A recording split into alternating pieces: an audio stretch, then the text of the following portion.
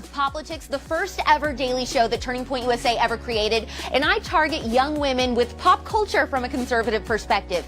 To support shows like mine, please go to tpusa.com/donate.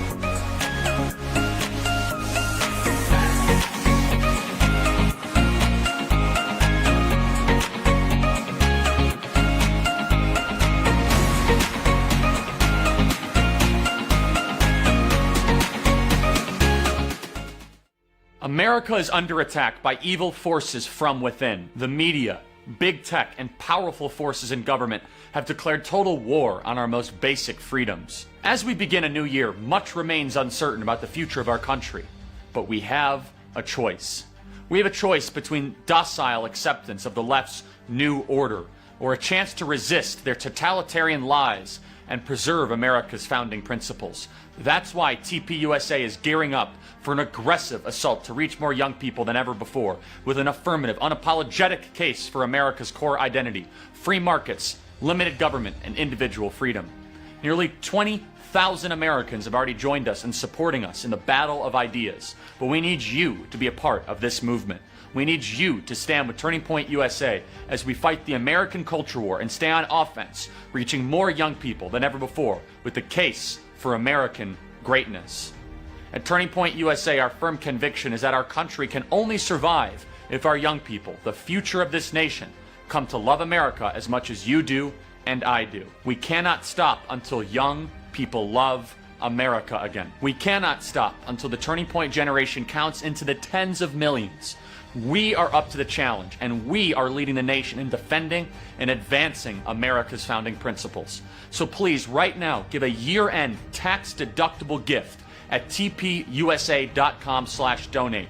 $50, $100, $500, maybe even $1,000. It is all matched dollar for dollar right now as we gear up to win America's culture war. We are the fighters. We need your help. Please go to tpusa.com/donate to make a year-end gift to give us the ammunition so we can win the culture war.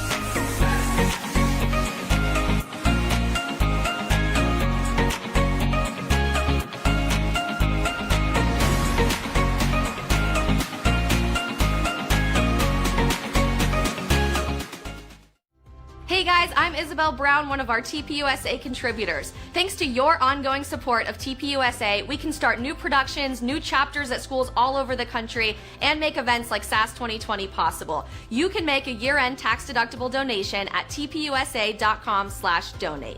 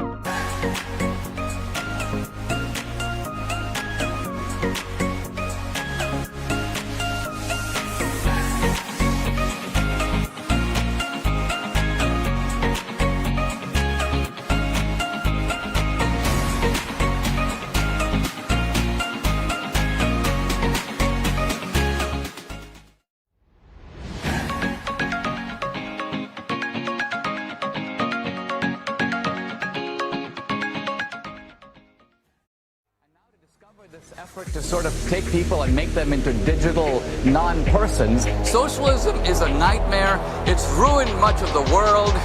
It's not going to ruin us because we're not going to let it.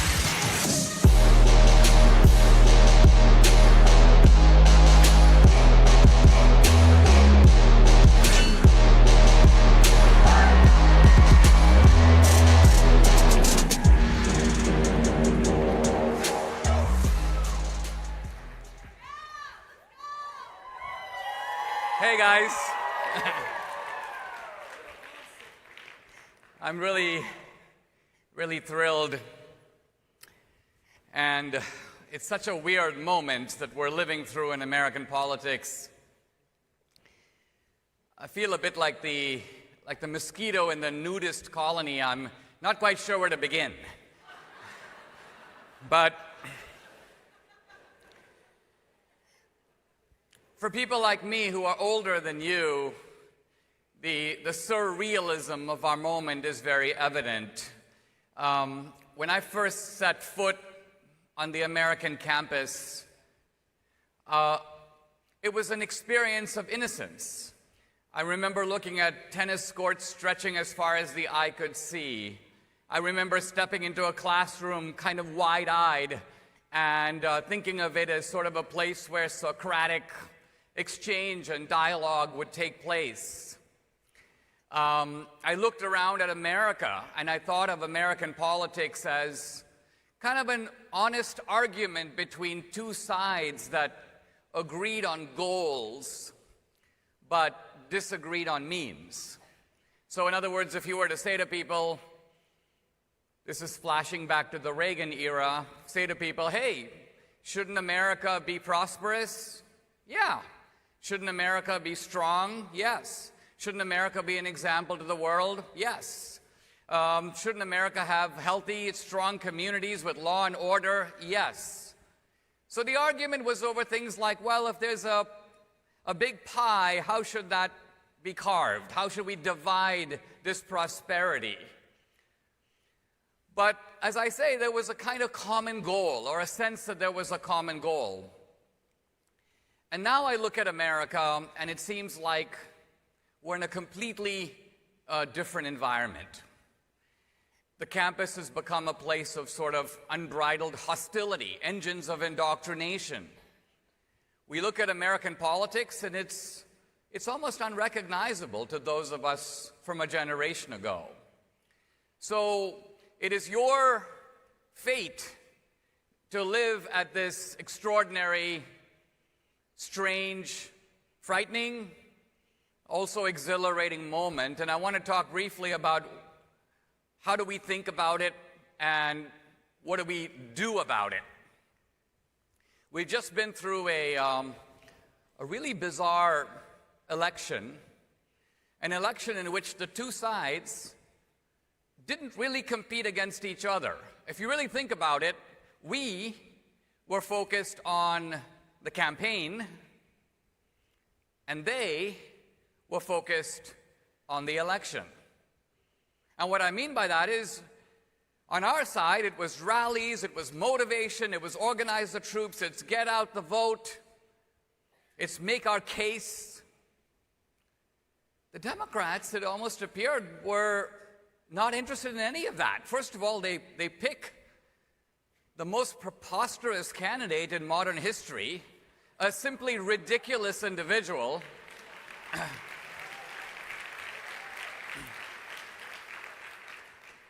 whose lifelong career of corruption is only interrupted by his senility. And here was a guy who seemed not to really want to campaign at all. Let's put a lid on it. It's already 11 a.m.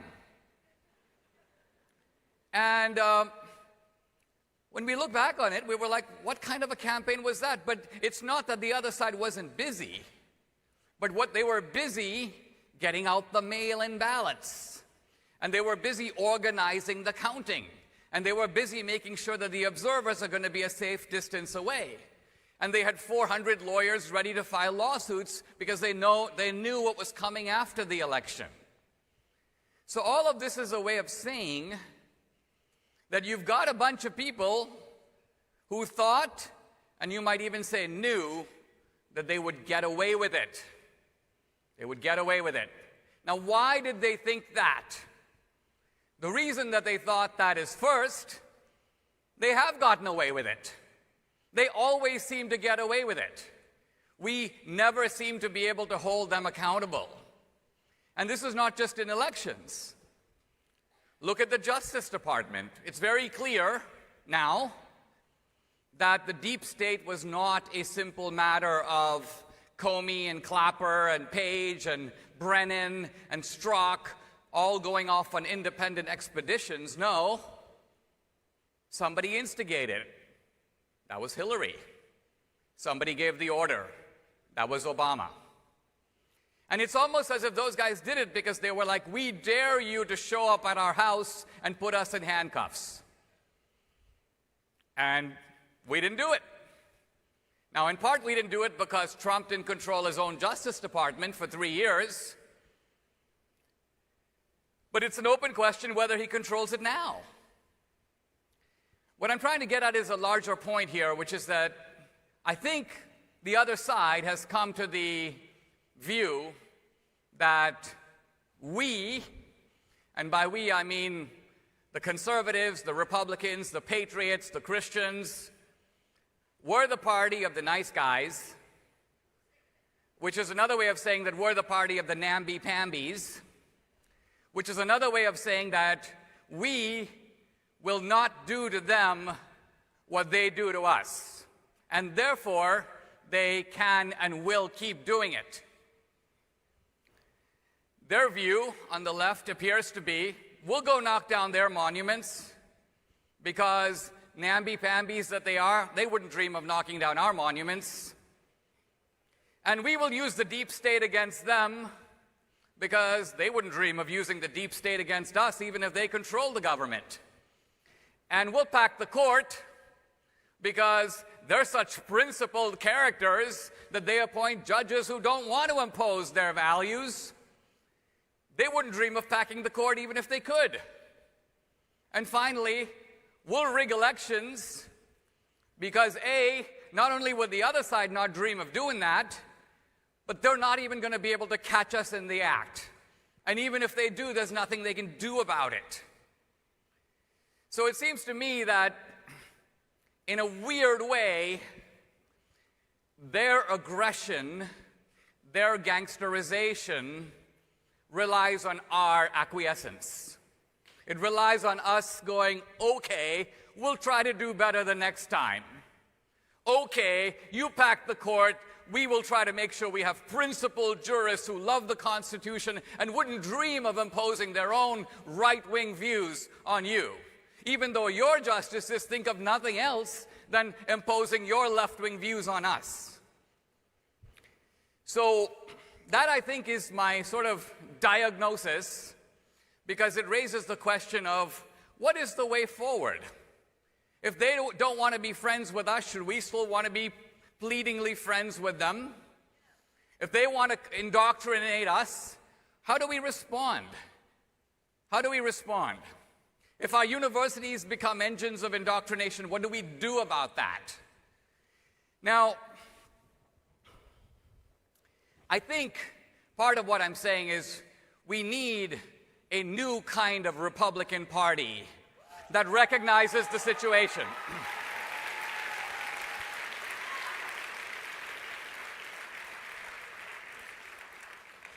We need to go a little bit into a sort of wartime mode. We do. Not because we're inherently militaristic, but because that is the reality of our situation.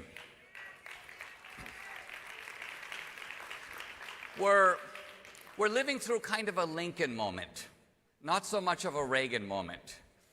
The Reagan era was a Cold War against a foreign opponent. But, and this is a line I use in the movie Trump Card, we are in a domestic Cold War against a domestic opponent, a cold civil war, you might say. And that means that we're not in a situation where it's easy to be friends with the other side, because of what they want to do to us. And let's sort of spell that out a little bit. What is it that the other side wants? Socialism, when you think about it, is typically, you think of it in terms of economic confiscation. It's all about appropriating wealth. But the real goal of the socialists, I don't think, is that. It is to enforce conformity across the whole society. In other words, it is to make us live in their world. Think like them, submit to them, do things their way.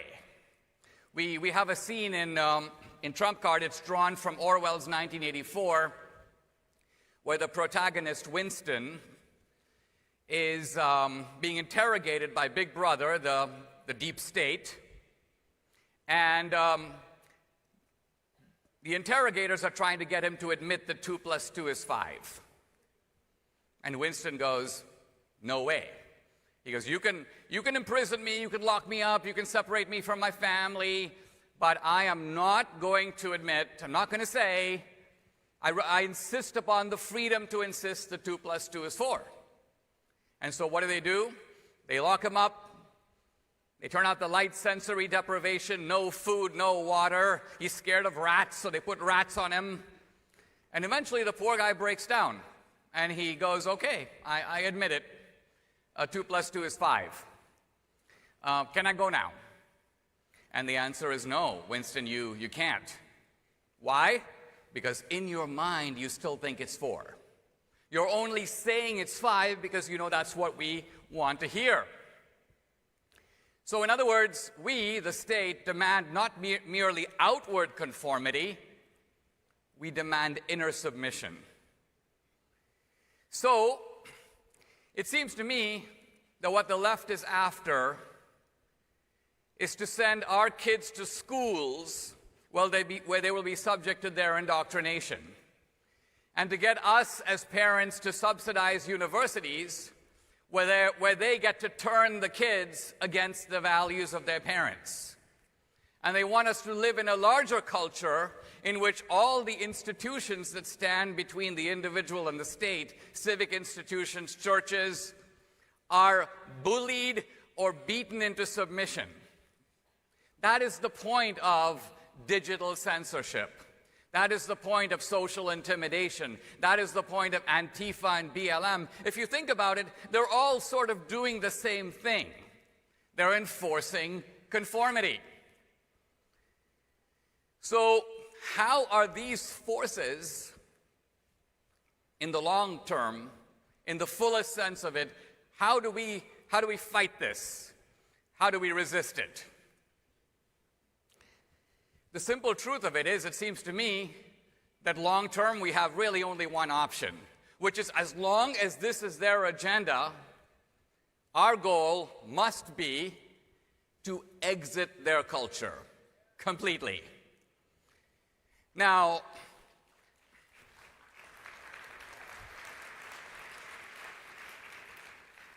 this seems like such a crazy idea that for a moment you have to sort of think about it.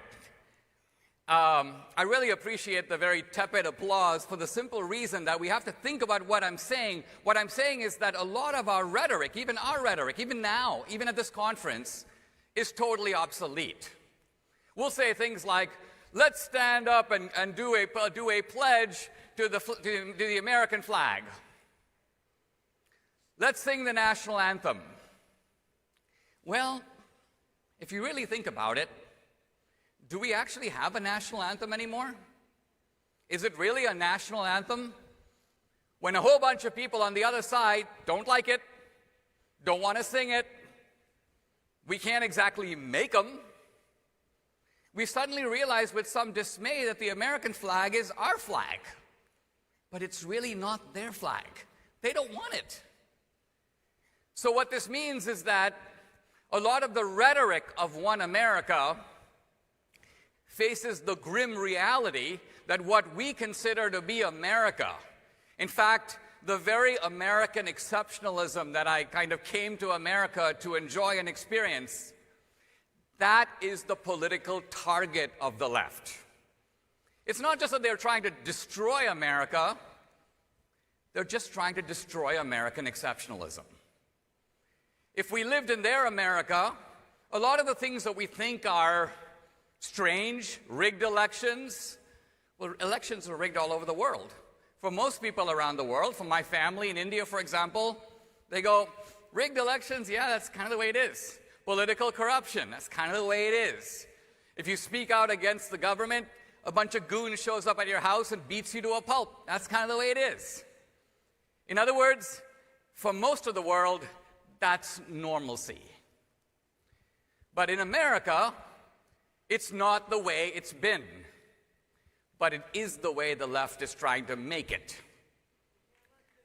And so, what I'm saying is if we refuse to live in their America, and we don't secede, we can secede inside of America. We secede from their institutions, we get out.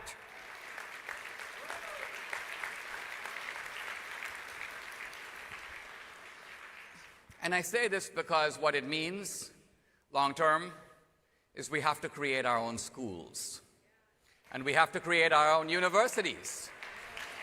We have to deliver high-quality education at a much lower cost than is done now. We would make the whole existing higher education system obsolete. We need our own media. Last November, when my family met with Trump, kind of weirdly now, he goes, Dinesh, what do you think I should do after the presidency? And took me by surprise a little bit, but he meant after the presidency, and I said, well, Mr. Trump, I think you should start a network.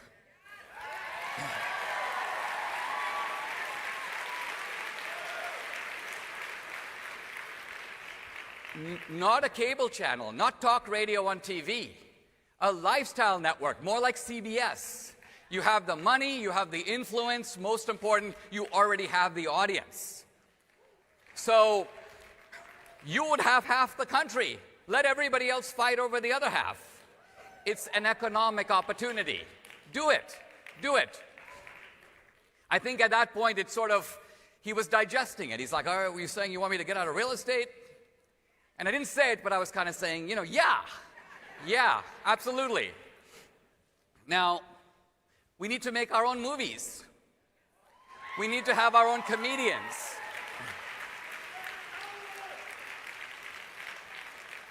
What I'm saying is we create our own culture, we live in it, and thanks to the Second Amendment, we defend it.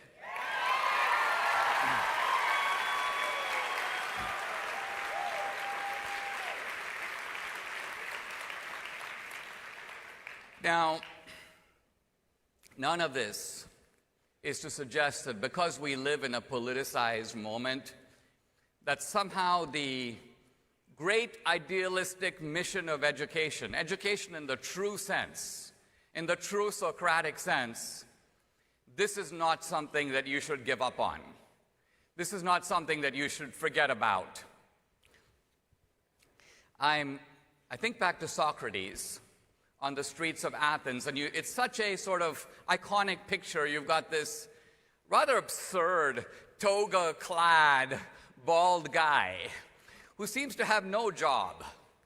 And on the street, he just goes around asking people questions. He seems to have nothing to do other than to explore things like, what is justice? You know, what is truth? And you think to yourself, wow, Athens must have been in a moment of kind of glorious, affluent idleness that enables this guy to kind of pass his time on the street every day. It's kind of like an intelligent homeless guy.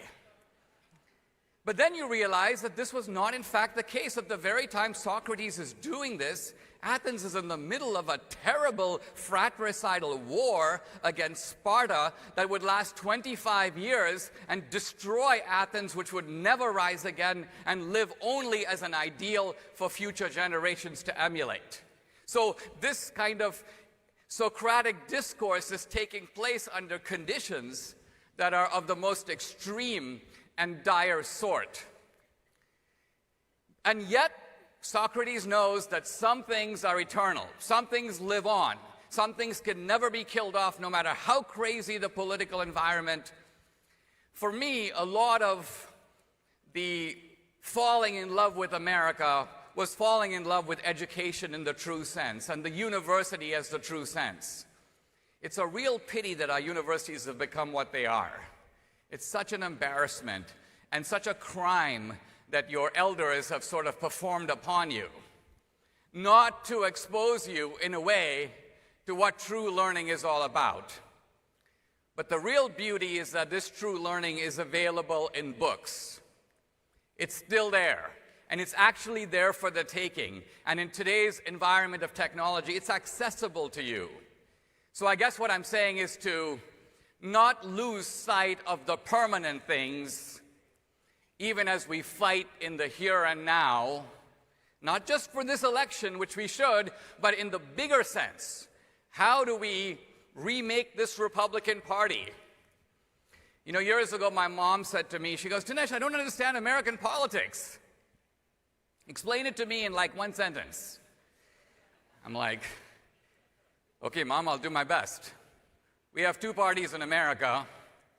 We've got a stupid party, and we've got an evil party. I'm a proud member of the stupid party.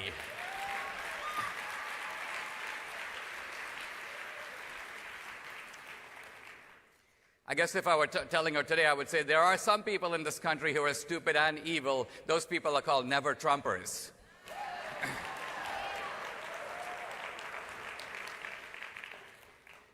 This is a difficult period the country is going through, but I am confident that because truth is on our side, and also courage.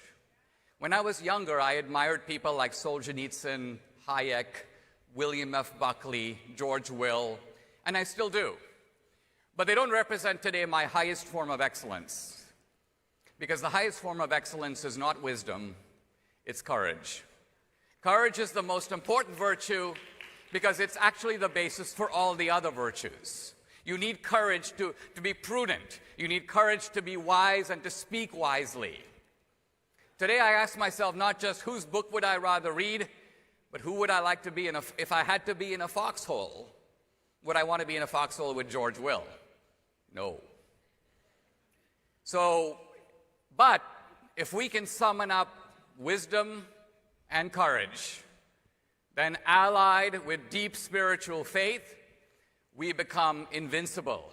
We become the future, and we will carry it and save the country and bring us one step closer to that dream that Reagan evoked in 1984 when he spoke very beautifully about morning in America. Thank you very much. Thank you.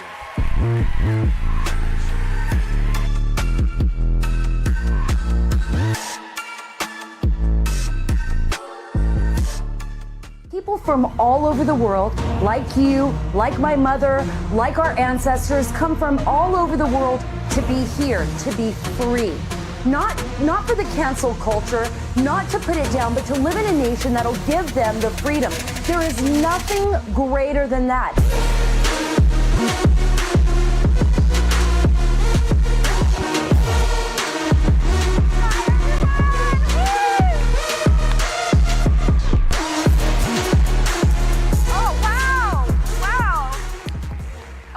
Following Dinesh is not easy, but no, it's not. He's great. He's great. Mike Lindell, the great Mike Lindell, is coming on after this. And I'm going to do a free advertisement for Mike because I love him so much. I use him on my podcast. I have my pillow all over my house. Made in America, right? I want to talk to you a little bit about what Dinesh was saying, though. I had come here planning on saying one thing, and like always, it changes. I was up really early this morning. Obviously, I didn't sleep much last night, as you can tell, thinking about what I would say to all of you. Because you really are the future of our country. Turning Point is going to change everything. We are an army of good people that are willing to fight for this country. And when Dinesh talked about being in a foxhole, and then I talked to my husband this morning, and he said to me, my husband was in the military. He's a retired special operator who was wounded in Afghanistan in 2011. Yeah, thank you to all the military out there, to all of our brave men and women who put their life on the line to protect the very freedoms that we all enjoy today. And I was talking to my husband this morning, and he said to me, he said, you know something that I learned, babe, when I was out there in Afghanistan and Iraq, and I'm an old curmudgeon-y soldier now. He said, I remember a lot of people talking about the greatest generation being World War II.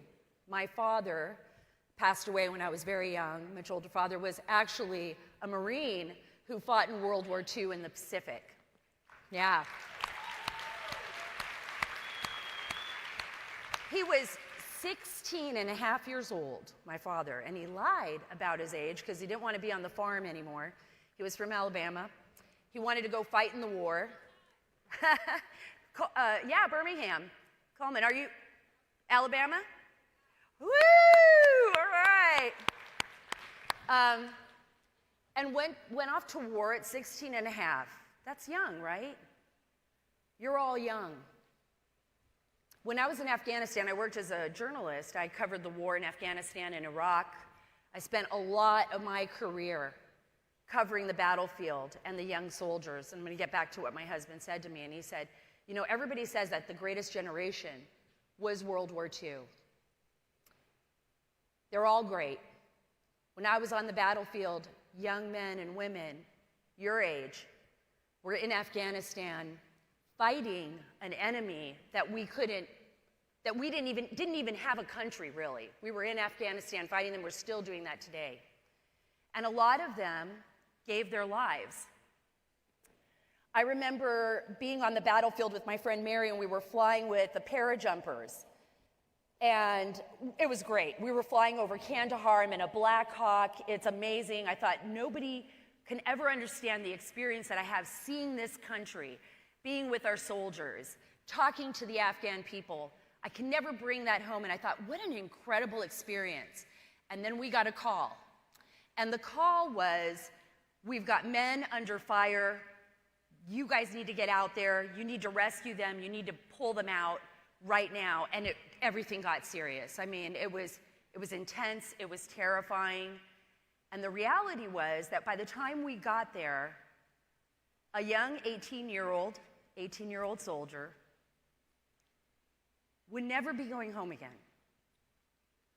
He was only 18, and an IED had taken out his Humvee.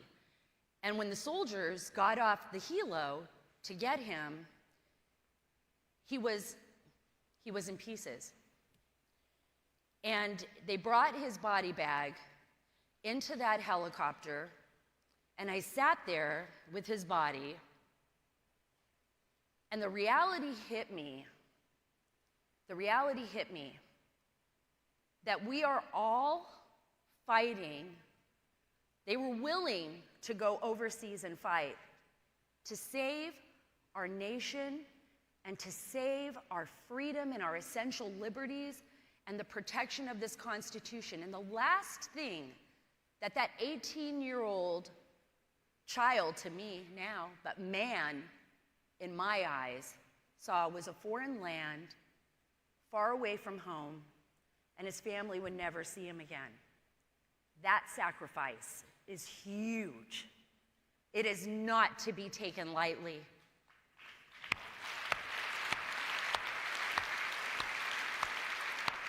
Who would I want to be in a foxhole with? You guys. I would want to be in a foxhole with you. Every single day I get up.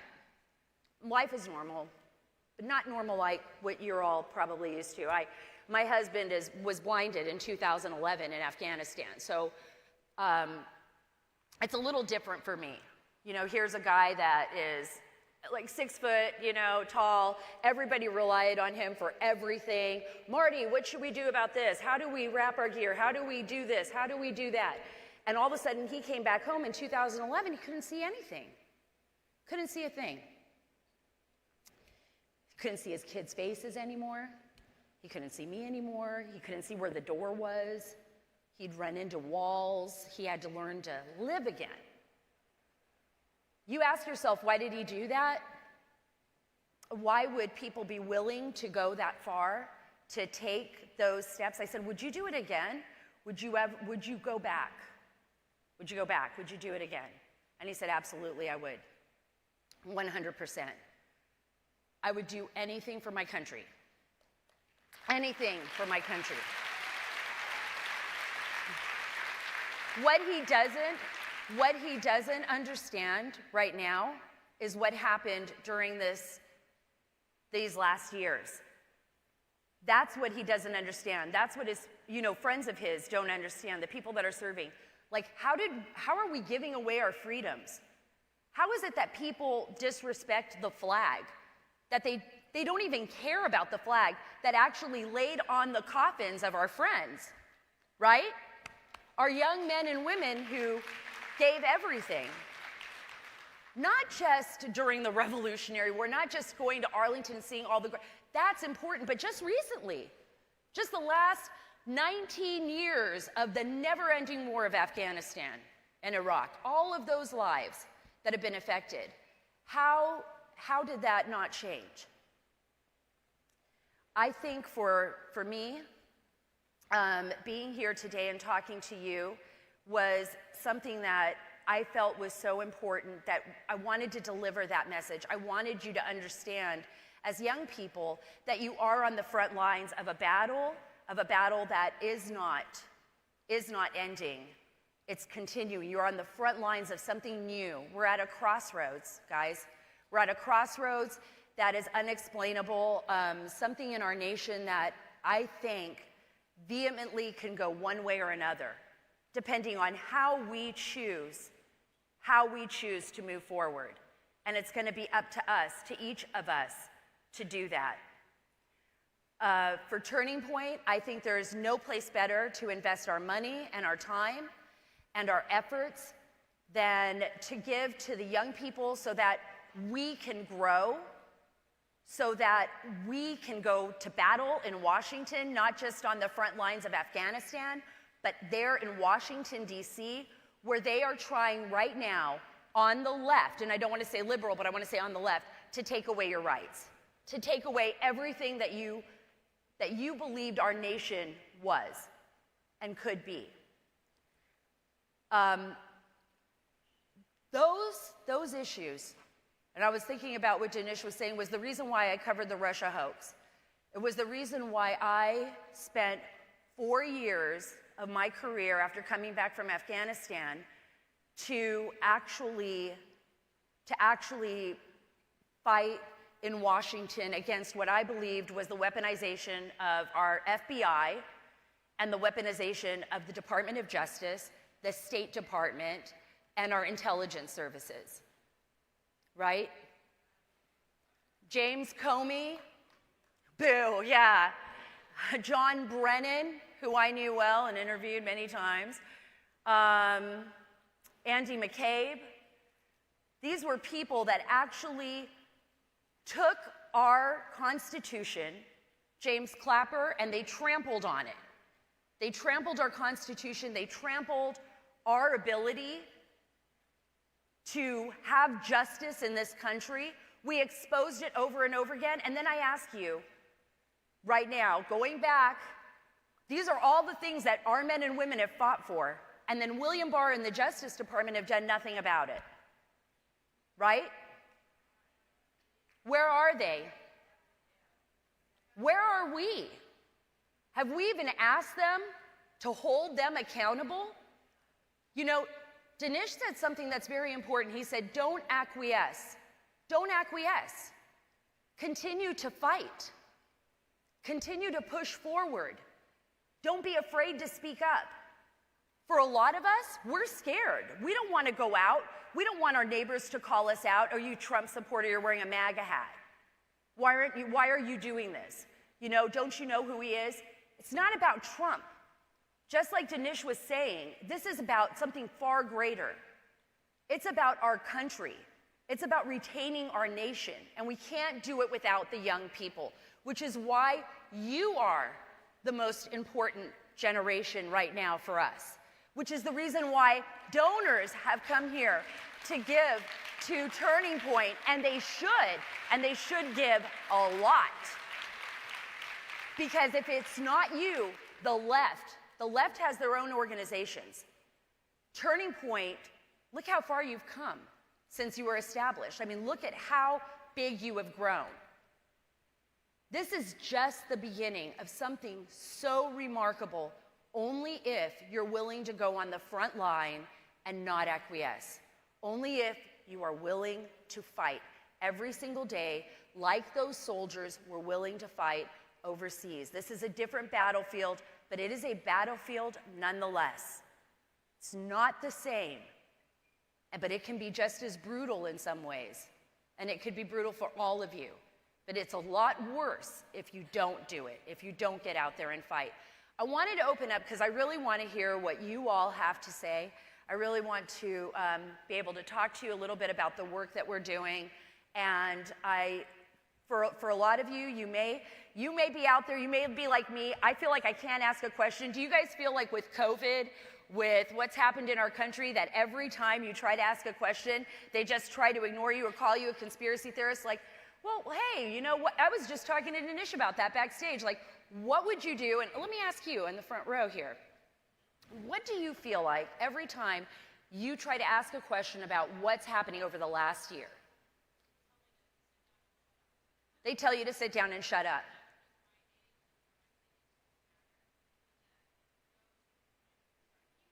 I can hear you. So she said people, whenever anybody asks her a question, they basically just, no, I want you to stand up. I don't want you to sit down and shut up. I want you to stand up. This is about you.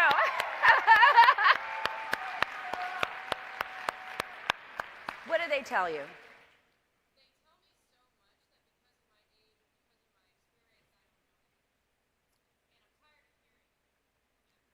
And I'm tired of it too.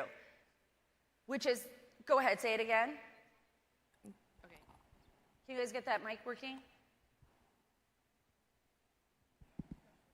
Okay. Is it working now? Okay. Yeah, I can hear you now. They tell me that because of my age, because of my experience, that I know nothing, and that my opinions don't matter, and that I get all my information from one source, or I don't think it through, I don't know how to critically think, just assuming based on who I am, what I look like, how old I am, and I'm tired of it, and I'm ready to fight back. That's it.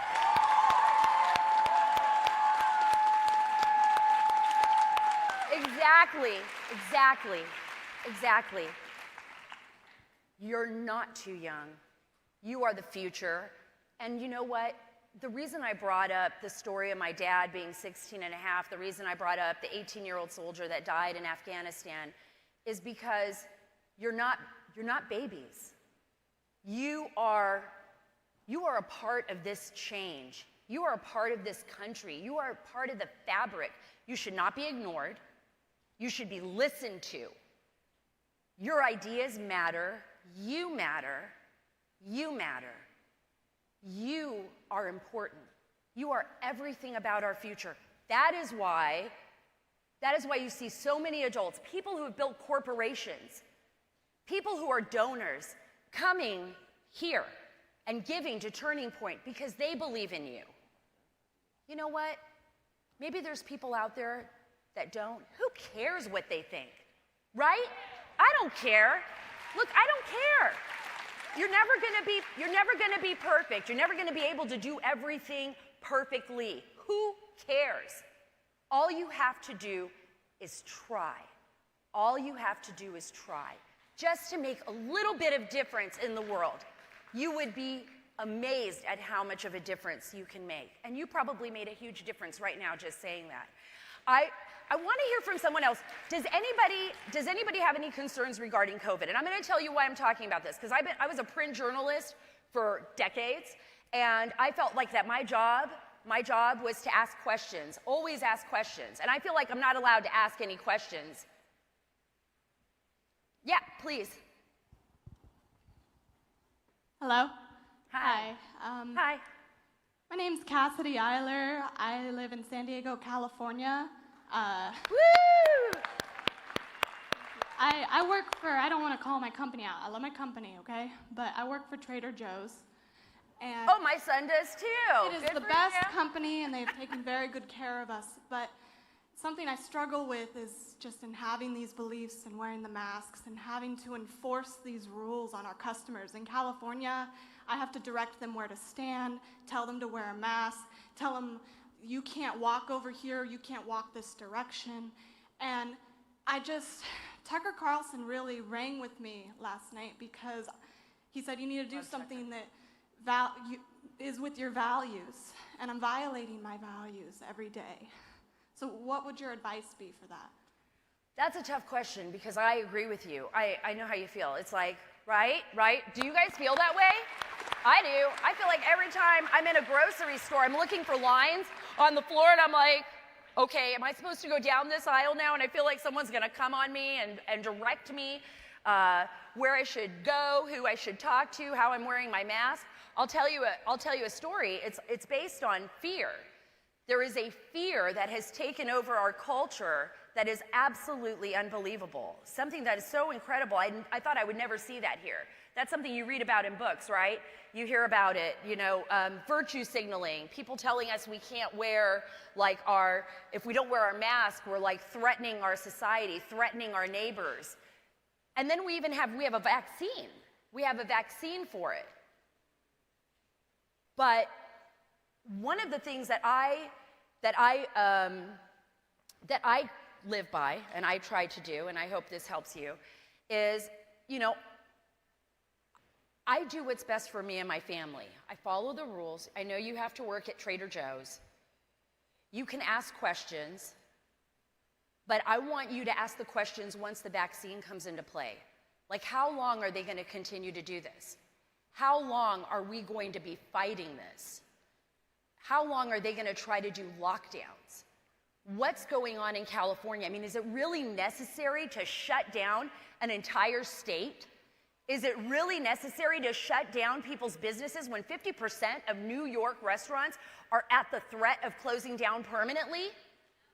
In California, it's the same thing. And when is it going to be that people can't afford the groceries anymore at Trader Joe's? Right? Because they can't feed their families, because they don't have a job. What about the farmers? What about the farmers? What about, yeah, you're welcome. And the food that goes to the restaurants. What about that? Those are the things that we have to think about, and those are the freedoms that are encroaching on us. And we have to ask ourselves, look, I don't want someone to get COVID. I don't want people to be sick, right?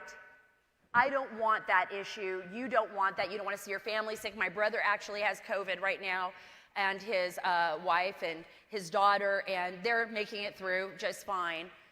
We don't want that. But what we want to do is be allowed to make choices, to be responsible Americans, not be treated like babies, not have the government tell us what to do, right? It is not the government's job to come into my house and tell me what to do. I think I can take care of my family, and I think I can take care of my neighbors, and we can take care of each other. Right, stop being quiet. I love you. You're so awesome. It is. It's time to stop being quiet. 74 million Americans, plus, they voted for President Trump, right? But they voted for more than President Trump. They voted for change. They are sick of the establishment. They are sick of being told what to do. They are sick of people butting into their lives. They are sick and tired of it. And they are standing up to it. And they are doing it with vigor. But guess what? Just like you said, they forget that there's 74 million of us. You guys, we don't need to be afraid. We're there. We're here. The next time somebody tries to insult you when you're outside in the middle of a park and there's no one around and they try to tell you to put on your mask, you can tell them where they can go. Right? You don't need to be afraid. You need to be responsible. I'm not saying walk up to people and just cough all over them if you're feeling sick. I'm not saying, go into a nursing home and, not wear your mask. I'm not saying that. I'm saying just be responsible. I think our founding fathers knew that, and they understood that. And that's why they established a constitution that gave all of us individual liberties and freedoms, and ones that are worth fighting for, ones that are worth dying for. And I hope you are all on the front lines, and I will always be there for you. Thank you very much. Thank you, guys. Woo! Hi, Carol. Bye, everyone. Thank you.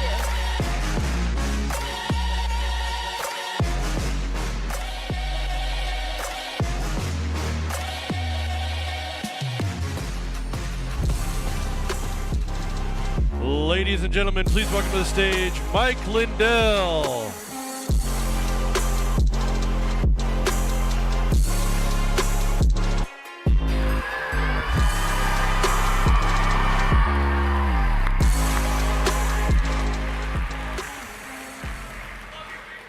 Wow.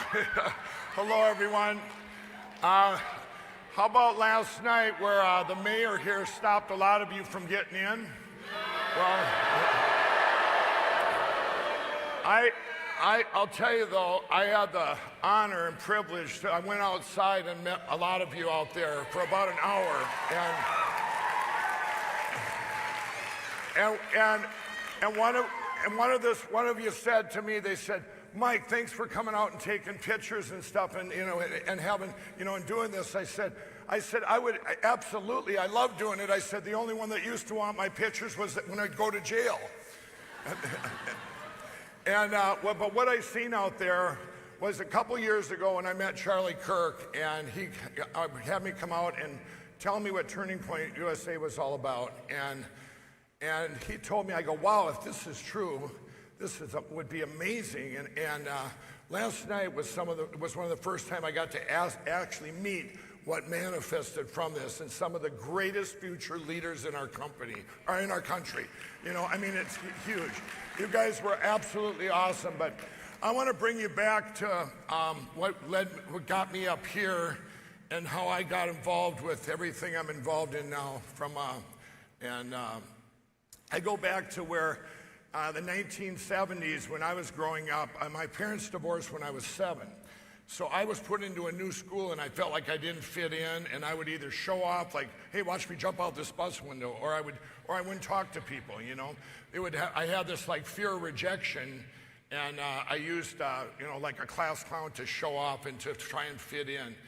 And those wounds and those the things that happened then manifested into, I got into cocaine, the 1980s, and I was a very functioning addict for decades.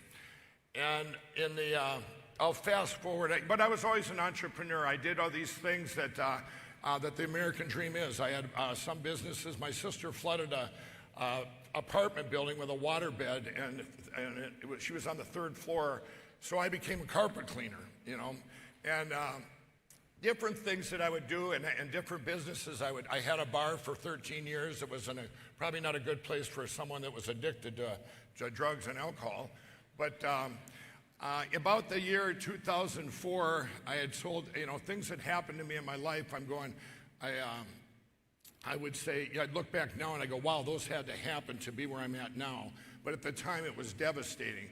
And I ended up having to sell the bars, but I had a dream of a pillow one day. These dreams I get from God, and I write my pillow all over the house. One of my daughters came upstairs. She goes, "What are you doing, Dad?" And I said, "I'm going to invent this thing. It's going to be called My Pillow. It's going to change the world." And she goes, "That's really random." And she went back downstairs.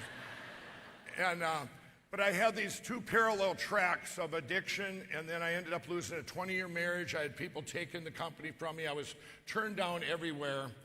And when I was turned down, someone said, "Well, Mike, why don't you do a kiosk?" And I said, "How do you spell that?" And I ended up doing this kiosk, and I couldn't talk to people. You know, it was people would come up. So I only worked it like one day, but this one guy that came up, he said, "Can I have your phone number?" I said, "Or can I have your business card?" I said, "I'm all out." And I reached in, I wrote down a piece of paper, and I gave my number. Well, we had to borrow money. We had 4 little kids, had to borrow money that year for Christmas presents, and I ended up, the guy called me, that one guy I gave that phone number to, he called me that January, and he says, "Are you the guy who invented this pillow and in Minnesota here?" And I said, "Yeah." And he goes, "Well, this changed my life." He said, "I run the Minneapolis Home and Garden Center. Would you like a spot in there?"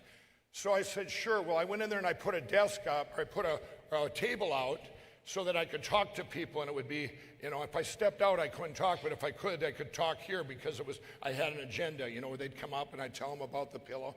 But the next day, all these people came back that had bought one and told me it had changed their life, and it wasn't about the money. It made me feel good inside that I was doing something to help people.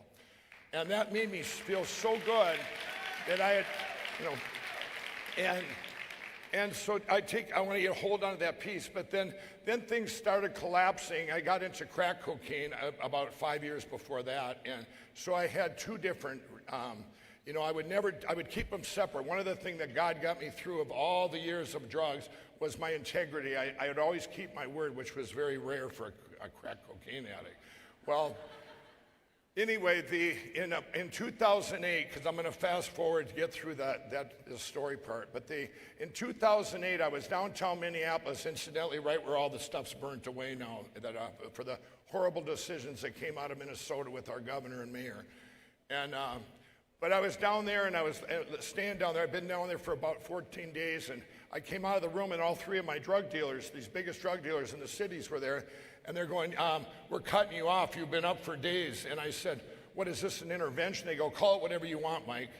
And 2 of them left, and the other one sat there and was and he finally fell asleep. And by that time, you know, I'm tweaking, and I'm trying to find crack on the floor, and I snuck onto the streets of Minneapolis, and I get down there, and I couldn't buy crack anywhere. They had got the word out. And I came back upstairs an hour later at 2:30 in the morning, and he's waiting up for me. He said, "How'd that work out for you?" And I said, he goes, "Man," he said, "you've been telling us for years that this pillow is just a platform for God, and you're going to come back and help us all someday get out of this addiction world we're living in." And so I was their hope. I would always tell them that, you know, I'd say, you know, "I'm going to have this platform. It's going to be huge. God's given me this platform of my pillow, which is going to help people, pull them out of addiction." So, you know, and they believed me, right? And well, it wasn't until a year later, it was January 16, 2009. And that day, everyone says, "Was that your bottom, Mike?" And I said, well, that day I knew my calling was going to be gone. I had took this path, and you all know your callings, which is amazing. I look back now, I wish I would have learned early on. But I was very incorrigible. Well, that day I knew if I waited one more day, the calling would be gone.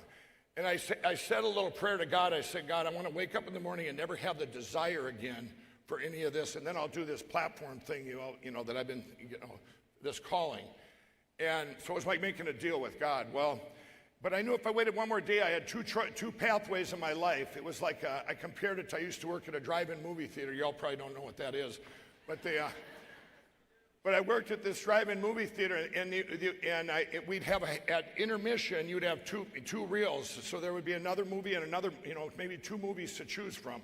Well, reel A would be my calling, and then reel B would be wherever that bad path was taking me. And I stood there that night, and I said, okay, and I knew if I waited one more day, reel A was not an option. But I woke up that morning, and it was gone. And the desires were gone. And it was a miracle for me. But so I wanted to keep my word to God, and I started, you know, about a week later, these guys had taken the company, and I needed to borrow money for $30,000 for a few months. I like telling this story because it's kind of funny. And I had to borrow money, and I was petrified of people with ties and that ate with more than 2 forks, right? I didn't think I was worthy. And so I had to walk into this place I hadn't been before, and these guys that that were going to borrow me this money for a couple months, and they had never met me before. I walk in there, and there's a CIO, a CFO, a CEO, and I'm going, and I walk in there with a pillow and 3 jars of foam and a T-shirt, right? And I walk in there, and I said, yeah, I have this business, and I have this pillow I invented, and I said, these guys took it from me. They were stealing it from me, and I used to be a crack cocaine addict, and I'm telling them all this stuff. I'll borrow this money. I'll pay you back $10,000 extra in 2 months. And the one guy goes, when did you quit crack? I said, last Thursday. But they ended up giving me that money because I was just the passion, and they didn't even check my ID because I know that I didn't have a driver's license. Well, the point I'm making is I had so much passion and believed in it so much that I just, it was convincing, right? Well, then I started to notice something. Now I'm going to get to where we're at. I looked around me, and I come out of this addiction. Now, I've been like for decades in this thing where I didn't think politics affected me. I didn't think my Christian values had been planted when I was a kid. I didn't know it. I didn't know a conservative from a liberal. I didn't know anything. I had never voted. But I did notice around me things had changed. It was like, what happened? I went to my kids' softball game, and they're giving out first place trophies halfway through the tournament. I go, what's going on here? The lady goes, well, little Johnny cried last year, didn't get a trophy. I go, well, little Johnny's terrible at softball.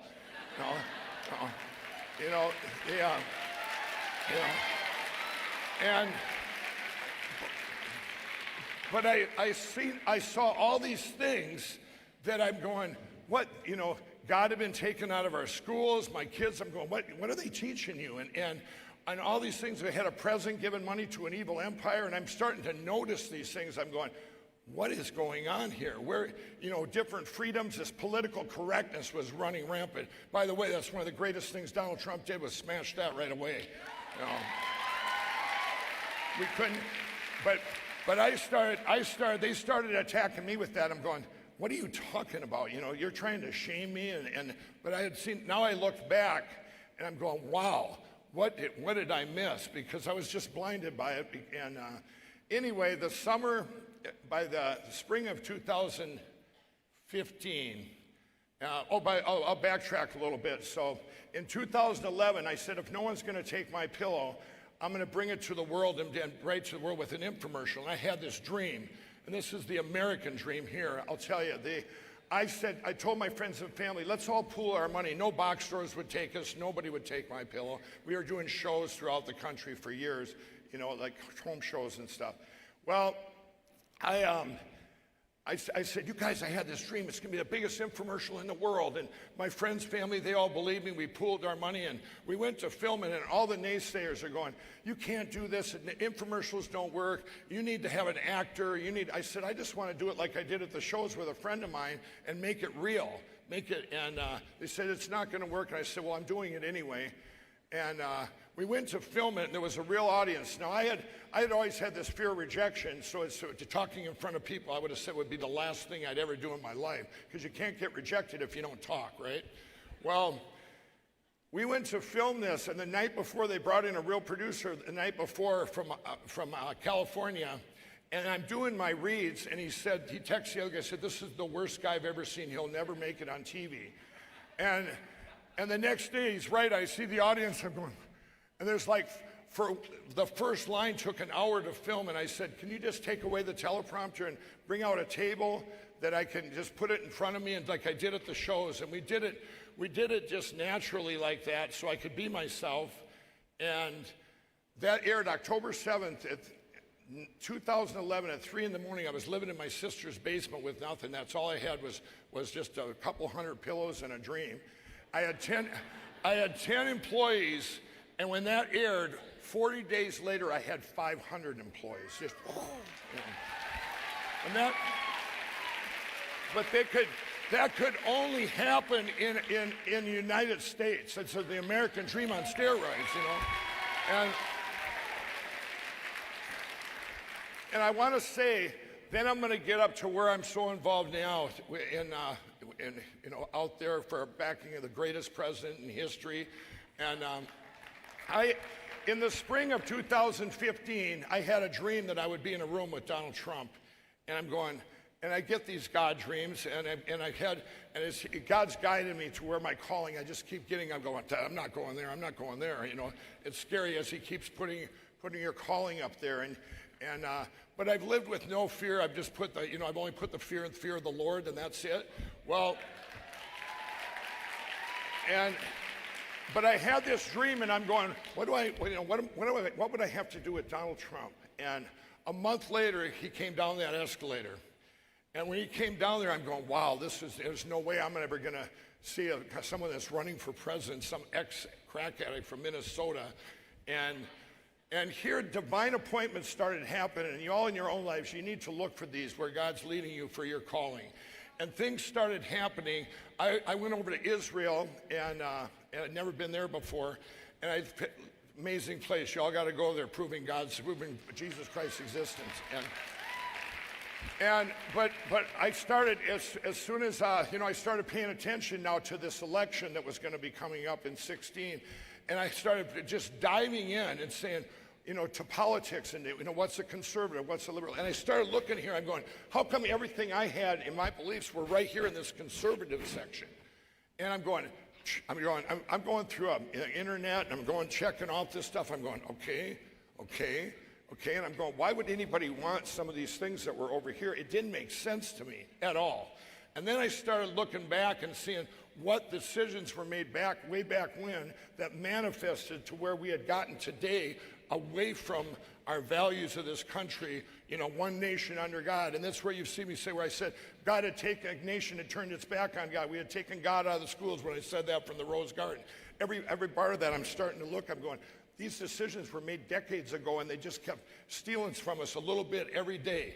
Every day it was like, but I noticed it all at once because I had ignored it for decades. So it was like, so I started learning this. Well, got back from Israel, and it was with the guy that really knew about politics over there. So we were arguing, and he's telling me who he thinks is going to be president. I said, I wouldn't have had this dream. It's going to be Donald Trump. Well, anyway, went to the National Prayer Breakfast in Washington, D.C. by a divine appointment. I was picked out of 12 people to pray with Ben Carson in a room when he was still running for president.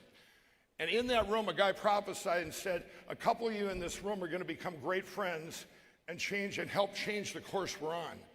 And I'm sitting there, I'm going, and I felt like one of them was me. I didn't know who the other one was, but Ben and I are great friends now. And so I'm looking at these things, and I'm going, these things don't happen to a person, from where I come up. They were like mini miracles to me. Well, then, in the summer of 2016, it was late July, and I was on a plane flight to California, and I'm sitting there in the bulkhead, and I got a magazine about Donald Trump, and I just shut it, and I said, God, I need to know right now, did I really see this? What am I going to have to do? I feel like I have this calling to, where this is taking me. I'm trying to guess where it's taking me, right?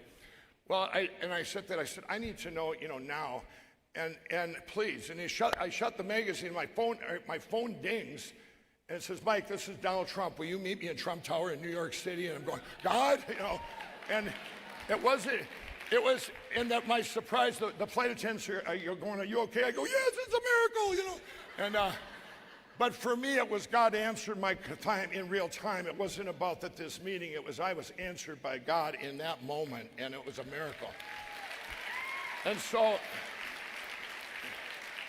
I knew I was on the right path, and that meeting came to fruition on August 15th, 2016. It was going into his office. They said, you're never going to be with them alone. Whatever you do, don't tell them you were a crack addict, and all these things. I'm going, okay. Well, as it happened with these circumstances, I walked into his office, and I was alone. I walked in, and he says, Mike, you always wear your cross. Are you a Christian? I said, yes, Mr. Trump, and this is a divine appointment, right? And I'm all nervous. Within about 30 seconds, he was like a real person. And I'm going, and I've been everywhere. I've been everywhere from no forks to four forks. And I was reading him to what, what he was all about, why I was there. Well, right away, and it was like, hey, you make all your stuff here in the USA. He goes, I want to bring the jobs back. We're talking about this, and I said, yeah, and I used to be a crack addict, and I look at him, and he's going, and I want to take, the addiction. I want to help addiction. I'm going to help millions of addicts with my foundation and my recovery network. And then he says, and I want to stop the drugs pouring in. But anyway, it was businessman to businessman, and I'm going, and everything he said, it was problem solution, but it was like, and this will manifest to this. That's a gift he has, okay? This gift of problem solution and knowing what it's going to manifest to. And so we sat and talked. It was about 40 minutes. And I walked out of there and I go, he's going to be the greatest president in history. Well,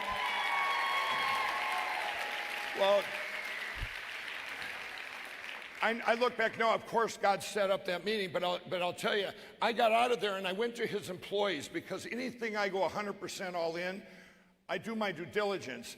And I went and talked to his employees, a lot of them, and every one of them said, he's a great boss, a great leader, a great person.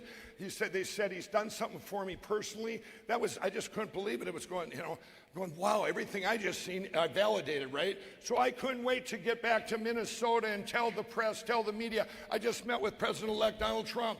And I went back there, and I went to do this press release, and at my board of directors, they go, we're going to lose half our business. You can't do this, Mike. And I walked out of the boardroom, and here my CMO came out, and she says, we didn't get all this way by you not listening to God. I walked back in there and go, we didn't get all this way by me not listening to God. I'm going to do that press release. So I do that press release. Now, you got to realize I was the darling of Minnesota there. I'd never been political or anything. I do that press release and tell all the papers and the media, hey, I met with Donald Trump. Didn't even tell him what we talked about. It was crickets. Then it was an attack. They attacked me. I was a racist. I was everything you could imagine. I'm going, what did I do? But I knew I was on the right path. Then I really went all in. I'm going, okay. It's like when they boycott me now, they'll go boycott Mike Lindell and My Pillow, and the other bots and trolls on Twitter will go, don't boycott him, he'll double his ads. We see enough of that jerk. And but here, what happened then, of course I went all in. You all know the story. The Better Business Bureau attacked me. The lawyers in California attacked my company. All this stuff. But you know what? He gets elected, and here and now, everything that happened, well, look what it manifests to. This great president, what he's done, and with these bringing back the conservative values that our country was founded on. And all these, I was so proud. I told my friends back then, he's going to do this and this. And now we had this proof of concept, right? Our country, he smashed political correctness, so they tried to cancel us out. They've been trying to cancel out, With My Pill, they gave up on me. They're going, we can't, he's not going to change, and I'm not going to change. Like I say, I don't have fear of them. I only have fear of the Lord.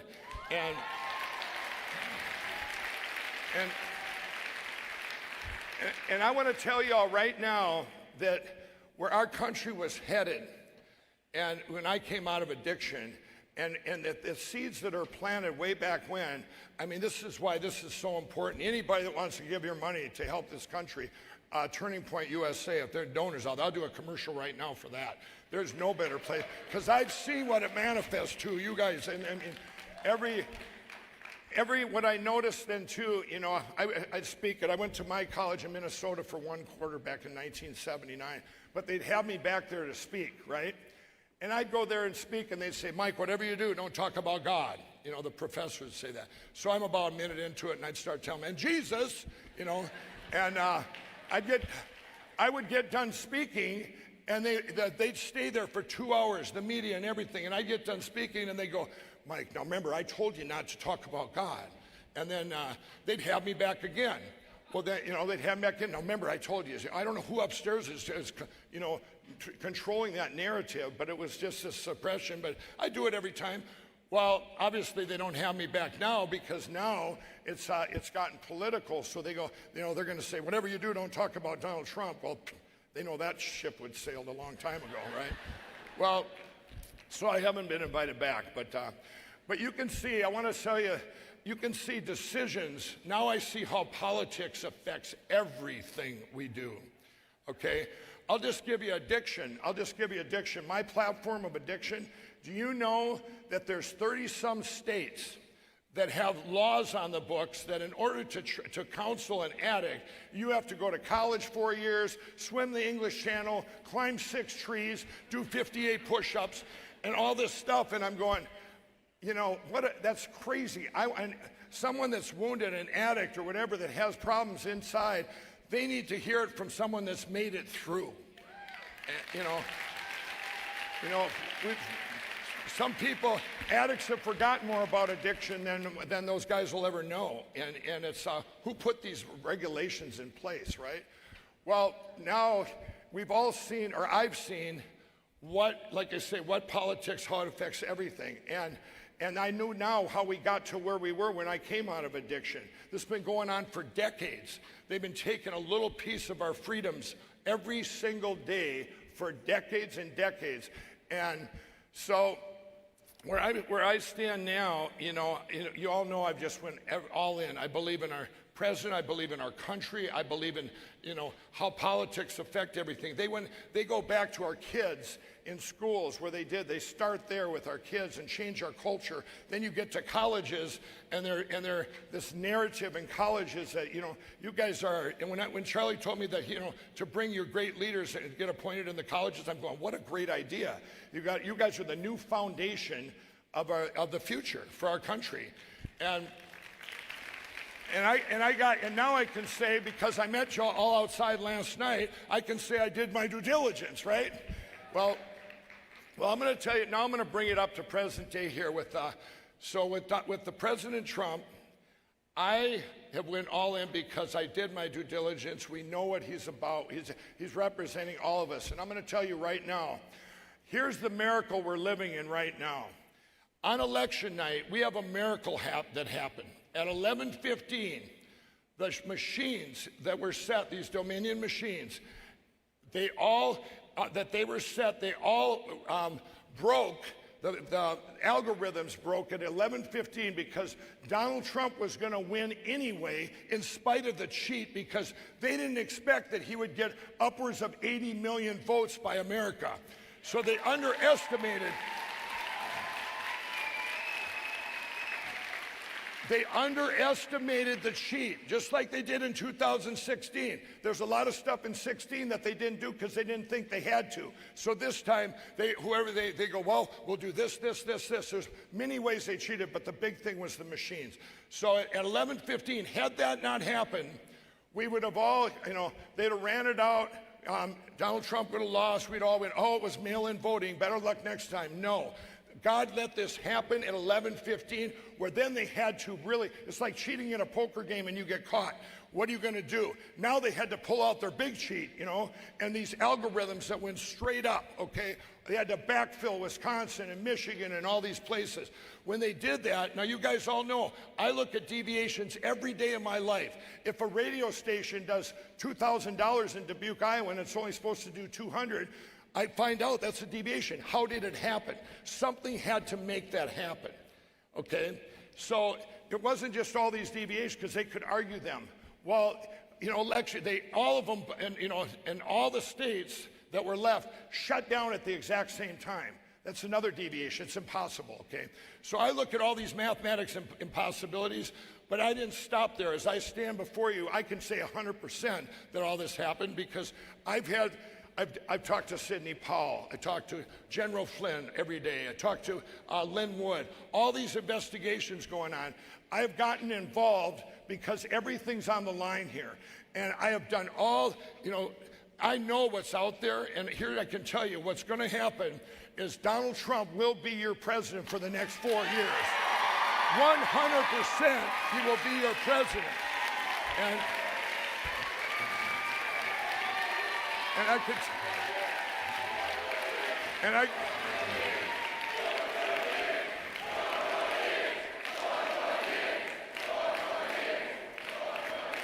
and I could sit here and tell you that because I've done my due diligence. I'm not just up here telling you this because he's the greatest president ever. We became friends and all these things, but because I've seen what they're trying. This isn't about him right now. This is about our country and the world. The whole world is watching. Do you know they're having rallies all around the world because they know the freedoms? This is their big attack on humanity. That's what they're doing. This is what they're doing. But I'm going to tell you how this is going to play out. the way it's going to play out, you know, everyone over here on the left, you know, there's Democrats over here that really believe they won fair and square. But everybody has to know, when this evidence, when you're all shown this, and don't ask me the timing, but it's going to happen. When you commit a murder, there's no statute of limitations, okay? You can say January 6th, you can say this or this. You can't. When there is a murder, there's no statute. This was one of the biggest crimes ever in the history. And I'll tell you, if we let this happen, you have no idea how it will manifest out. It would be horrific. Okay, if you manifest it out, but God's not going to let this happen. But here's what's going to happen. Everyone, including people over here, are going to see what I've seen and what I know. And when they see this, they're going to go, you know what? I can't stand Donald Trump, but he did win. Okay? And when they do that, it's not going to be a civil war. You don't have a civil war if you know the truth. If the truth comes out, there's nothing to fight about. This is what was won here, fair and square. That's what elections are. And what this is going to manifest out to, and by the way, the media has been trying to hide this for 3 weeks now, or a month. They've been trying to hide this. With my platform, I'm trying to get the word out. This is real, it happened, and just because judges keep suppressing it, this thing goes so deep that this is a spiritual warfare in the country and the world. This is, and this is our one time. We are blessed to be part of this. You know, we're part of the greatest revival in history. You know, we're going to bring our country back to God. We're going to bring people back to Jesus. We're going to bring fair elections back to the whole world. You know, sometimes, you know, I'm going to tell you what the other thing that's going to manifest out of this is fair elections. You can't use technology. The best technology here is paper ballot, one ballot at a time, and that's it. You cannot use machines. You know, when I'm in manufacturing, and with my pillow, there's certain things where you make it by hand where it's better than any technology. And I'll tell you what, every election, every leader in this world, I'm going to tell you why you cannot use technology. I think my good friend Governor Kristi Noem said this yesterday. You know, if you have an electronic election, it's the bad people ahead of you in technology, you know, in that moment in time. Because I get attacked every day at my pillow, my computers and everything, and it's just a battle. Okay, we corrected it. Okay, they went ahead of us. They corrected it. Then you're just betting on two people. You're betting on two forces, the force of evil, the force of good. It has to go back to paper. And this is an example around the world. We have to have that. So I am so optimistic and so blessed to be a part of the miracle that happened on election night for the first time in history. Fraudulent elections have been going on forever, cheating. But now the cheat is because its technology is of historical proportions. But they got caught. They made a mistake at 11:15 on election night. That's the miracle, y'all. But the miracle is every one of us, you know, you got to get around the media. We got to get the word out and give our president. We got to pray for our president that he has the strength and that he has a peace about him, that we're all behind him in this country. Everybody, people on the left, people on the right, we want the truth, and the truth needs to be told in spite of all these politicians. One thing I've known in politics, and here's what needs to change. Politicians, most of the ones I've met, have either a political agenda or a personal agenda. You know what I met? The one that doesn't have that 100% is our great president, Donald Trump. He makes decisions based on what's right for the people and all people. He's got a gift from God. That's another reason he was chosen by God for such a time as this. He makes here's a problem, here's a solution, and here's what it's going to manifest to. And he's right every time, you know. And I'm gonna end with this. You guys are our future, and you guys have had seeds planted. And I wish I would have had them planted way back then. Maybe everything they asked me, Mike, would you change anything in your life? And I said, no, not if it wouldn't be where I'm at right now, you know. And I can't. Anybody that has regrets in their life, you know, learn from it, learn from those mistakes, and that will get you where you're at. And you all, the people I've met here, you're all on the right path. And I want to say right now that God chose Donald Trump for 8 years, not 4.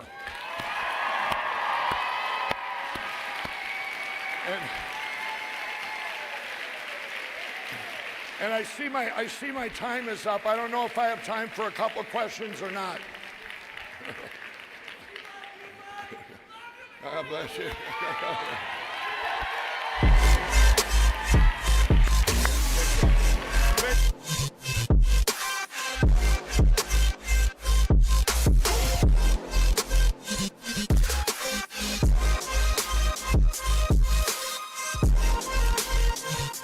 The difference between the Soviet Union's Pravda and the American media is people in the Soviet Union knew they were being lied to. Planned Parenthood sent me a cease and desist letter. They wanted me to stop. They wanted to make me scared. They wanted me to stop in my tracks. That's what I'm here to talk about today, how the government goes after the messenger and refuses to actually hear the message.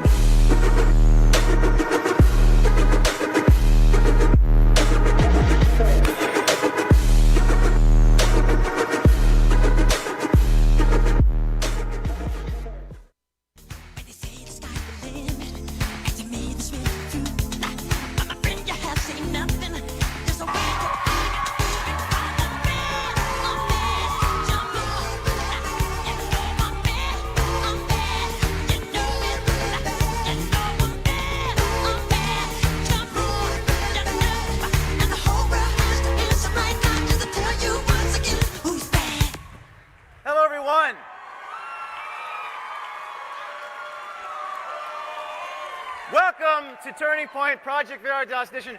Who's ready to go to the gulags? Who's ready to go to the gulags? Who's ready to be rated by Kamala Harris? I'm excited. Okay. Now, Ocasio-Cortez says there's going to be some things happening, lists of people. They say there's going to be truth and reconciliation commissions. I'm excited. Bring it on. Bring it on. Bring it on. Say when. I'm ready. I'm ready to go.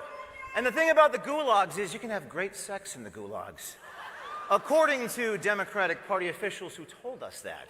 There's a reason Joseph Stalin had gulags, right? Mm-hmm. And actually, gulags were a lot better than what the CIA has told us that they were. Like, people were actually paid a living wage in gulags. They had conjugal visits in gulags. Conjugal visits. And we need to be re-educated in these gulags. Gulags were actually meant for re-education. It was for enemies of the state to learn how to not be enemies of the state and to learn the value of a hard day's work. There right? might be 200 million people that believe in the Second Amendment who might re-educate them if we get re-educated. But they don't think too highly about journalists like me, that's for sure. What about James O'Keefe?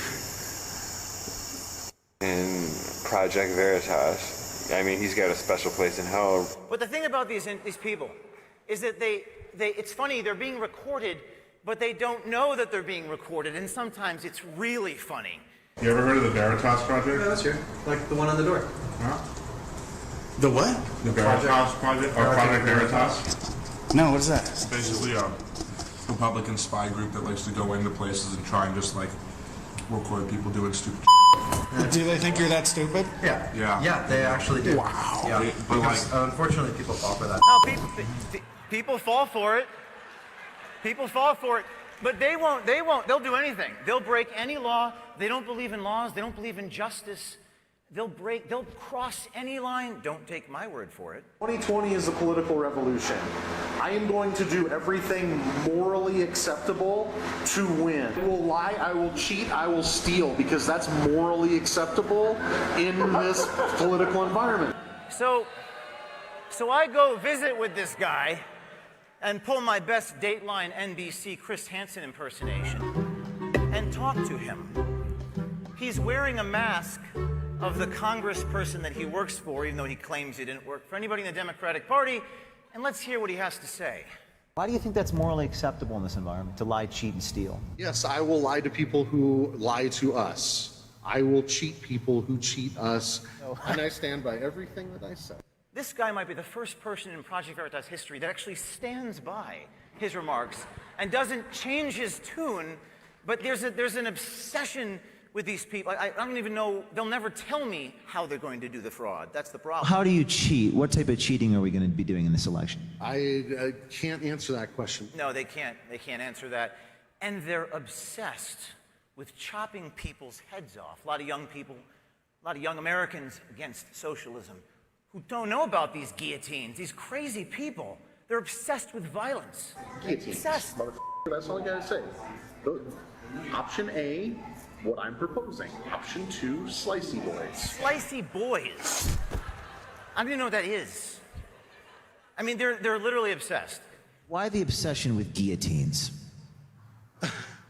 It is a readily known symbol for anybody who has been in any sort of political and revolutionary talk. You know, it's funny, they never practice what they preach, interestingly enough. That's a really nice car, man. That's a really expensive car.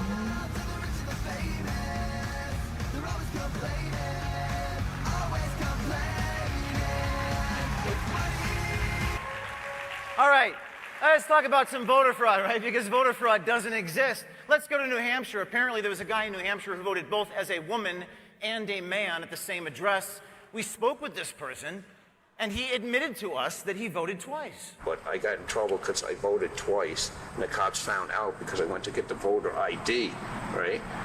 He said it's not a big priority, but, you know, or it could be freaking shoved under a bunch of papers and forgot about.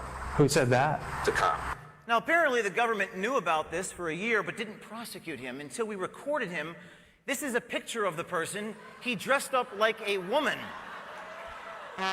And, you know, I walked into the Attorney General's office with a copy of the videotape asking, this guy created a voter ID card for a person that doesn't exist, and the Attorney General said this to me. Can you create a fake voter ID card that you're aware of? I'm not aware of there being a voter card in the state of New Hampshire. Not even aware that there's a voter ID card? And you're the top deputy in the Attorney General's office that handles this issue. I spoke with his boss. There is a voter ID card in the state of New Hampshire. He confirmed there is an ID card, and they prosecuted this guy the next day. They arrested him for double voting. Now what's interesting is the powers that be always seek to investigate me, not the people that vote twice. In fact, the investigator in New Hampshire, this guy named Richard Tracy, handed me a criminal grand jury subpoena, not this person that voted twice. I had to do a double take again because Richard Tracy, this guy's name was actually Dick Tracy, investigator. Now, there are a lot of Dicks that come after Project Veritas. This guy was the Attorney General of New Hampshire in 2013. His name, I'm not making this up, was Richard Head. The guy's name was actually Dickhead, which a fact that he disguises with a middle initial, I guess, to try to, I mean, this guy actually sort of looks like a dickhead. But it's very important that you don't be intimidated when they come after you. You run towards the fire. You don't back down. You double down. You keep releasing videos. There's actually a chapter in my first book called The Rise of Dickhead. I encourage you to read that. On to Texas, San Antonio, Texas, where they say there's no voter fraud, but there's no voter fraud. But this person, Raquel Rodriguez, talks about how you can buy votes. Listen to this. $55,000 up front, 5,000. That's right. Cash. When you do things like this for votes, you're talking between $5 to $8 per vote. I'm just letting you know, so you have an idea. And I'm going to bring $3,500 to the plate. Okay. County wide. What I do in picking up the ballots when he was with me, that's illegal. I could go to jail. She could go to jail, she says, so I confront this woman. And the funny thing about this confrontation is she has all the illegal stuff on her possession, and she's trying to hide it while I'm talking to her. She's like, no, don't look at that. I don't want to put this away. I don't want you to see what I'm doing. Now, I also talked to this guy who, I guess, worked with her. This guy's actually a Republican. Will go after anybody who's committing corruption, Democrats or Republicans. Now, this guy, I'm at some political rally in Texas, and this guy runs away from me the moment he gets to the rally. Do you not know who Raquel Rodriguez is?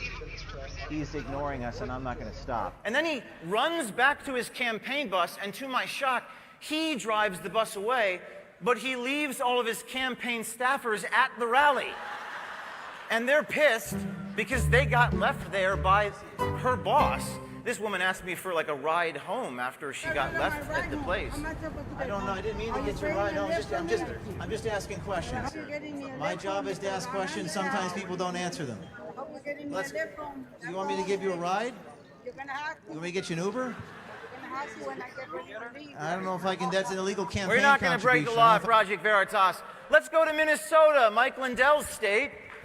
Now, you know what they say, voter fraud doesn't exist. Voter fraud is not possible. There's no such thing as voter fraud. The director of the FBI said, there's no such thing as voter fraud. Well, how about this videotape?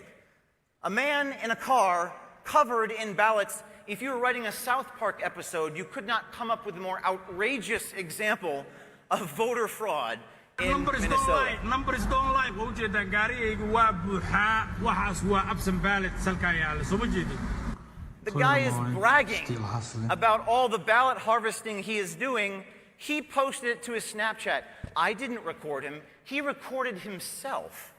There's no evidence. There's no evidence. No evidence. So, of course, our friends at the wonderful New York Times says that this video is part of a coordinated disinformation campaign. A coordinated disinformation campaign making claims without evidence. You have a video of a man in a car with absentee ballots all over the place. It's illegal to have more than 3 in your possession. But the New York Times says, no evidence of voter fraud. This is how awful these people are in the media. This is why we must fight the media, which I will tell you how I'm going to do that in a minute. We have a videotape of them giving money in exchange for absentee ballots.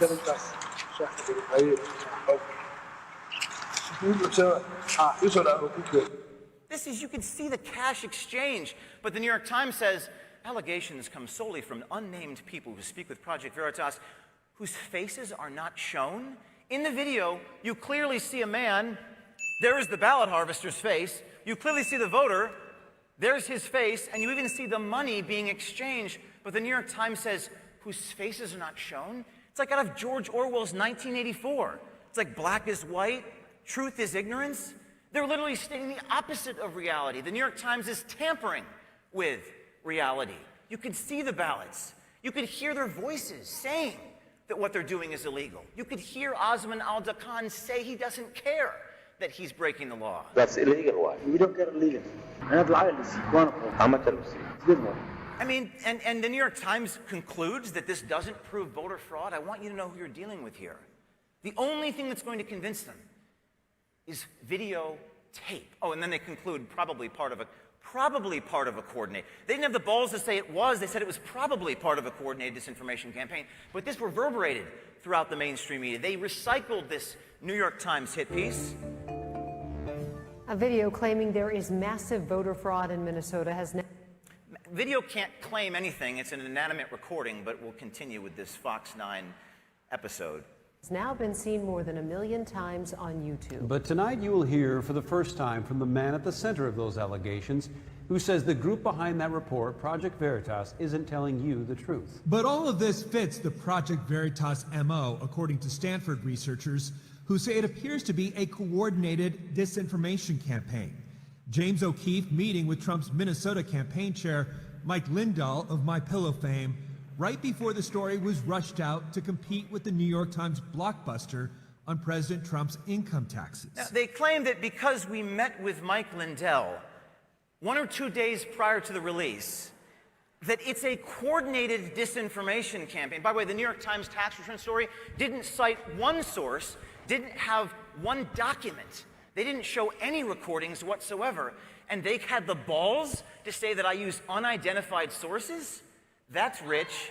And they say, I'm probably doing coordinated disinformation. This guy, I encourage you, tweet at him and tell him, give him a piece of your mind, sat down and interviewed the bank robber. Basically said, so what is your side of the story, Mr. Bank Robber criminal who committed all the fraud?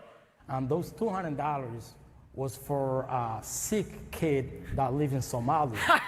Oh my God. The $200 was for a sick child in Somalia. Let's just run that with fact. Let's just take his word for it. Let's be the paragon of investigative journalism and just interview the criminal on the record and broadcast to the masses what he tells us to be true. And USA Today, that crappy publication, cross-cited the New York Times and said that, yes, indeed, this was a coordinated disinformation campaign. And Facebook.com, which works with USA Today to fact-check, labeled all the posts of the Minnesota video as disinformation because they work with USA Today. And before you know it, you have information on Facebook saying that our video was false information. Ladies and gentlemen, this is what they do, and this is how they do it. And you have two choices in this life. You can give up, you can quit, you can cry, you can despair, or you can fight the bastards. And you know what? That is why we decided to sue the New York Times. We're going to sue the shit out of them.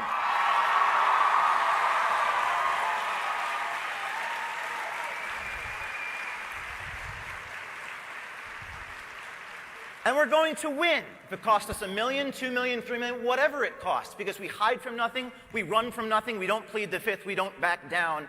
And Project Veritas has never actually lost a lawsuit. You know why? Because we don't surrender, because we don't compromise, because we don't give them an inch.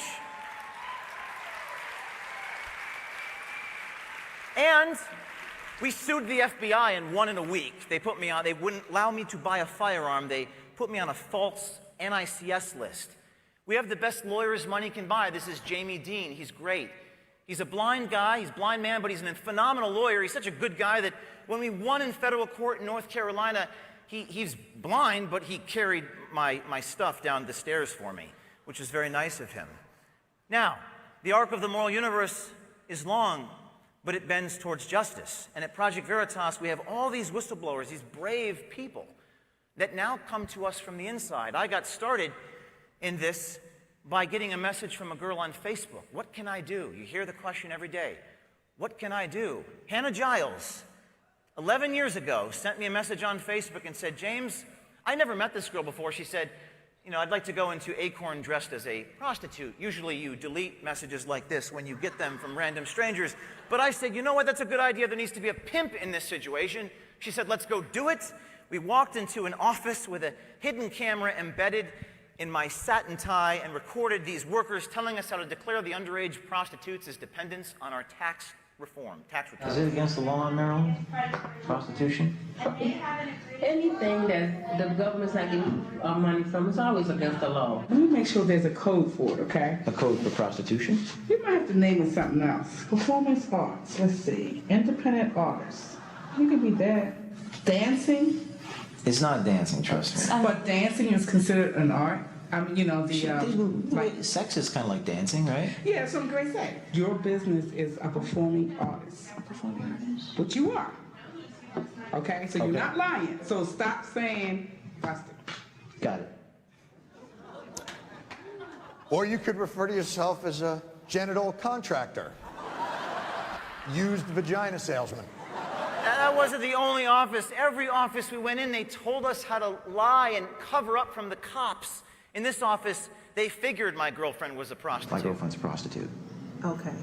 And I don't know if... I kind of figured that. Yeah, especially what she was wearing, you know, was I'm using the money that she's getting, you know what I mean? Right, but when the police ask you, you don't know where it's coming from. It's what we're trying to tell you. All right. We're looking out for you. These Acorn workers were looking out for the criminals. This was us, 2 kids with nothing but a video camera and also a YouTube account. You know who broke this story? These two. You're telling me that 2 kids from the cast of High School Musical 3 can break this story with a video camera and their grandmother's chinchilla coat, and you got nothing? It actually was my grandmother's chinchilla coat. Now, politics is downstream from culture. Culture is downstream from information. This led to a South Park episode. It's a kissing company.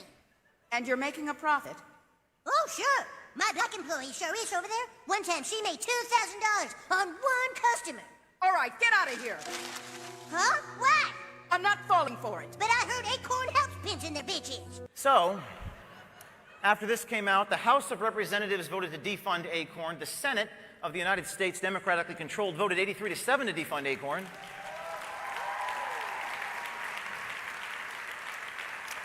This happened in 1 week. And then President Obama signed legislation to defund How about the Acorn. funding for Acorn? You know, frankly, it's not really something I've followed closely. I didn't even know that Acorn was getting a whole lot of federal money. Both the Senate and the House have voted to cut it off. You know, what I know is that what I saw on that video was certainly inappropriate. Certainly inappropriate. Now, they like to lie about me. They like to attack us. They said that we went after Acorn because they register black people. And the late Andrew Breitbart and I got a retraction from the Washington Post. It was a great retraction. It was the first of its kind. We've gotten over 330 retractions from media outlets. Andrew and I were sitting in a hotel room one night, Andrew Breitbart, the late Andrew Breitbart, he says, there needs to be a mascot for these retractions. Maybe an animal, like a mascot, like a monkey or an elephant, no? How about a llama? No. How about an alpaca? And then Retracto, the correction alpaca, was born. Cue the Retracto theme song. We need the news, not projection, or he's gonna demand a correction. Come on out. Retracto, the correction alpaca. Retracto, he's coming at ya. Retracto, the correction alpaca. Retracto, he's coming at ya.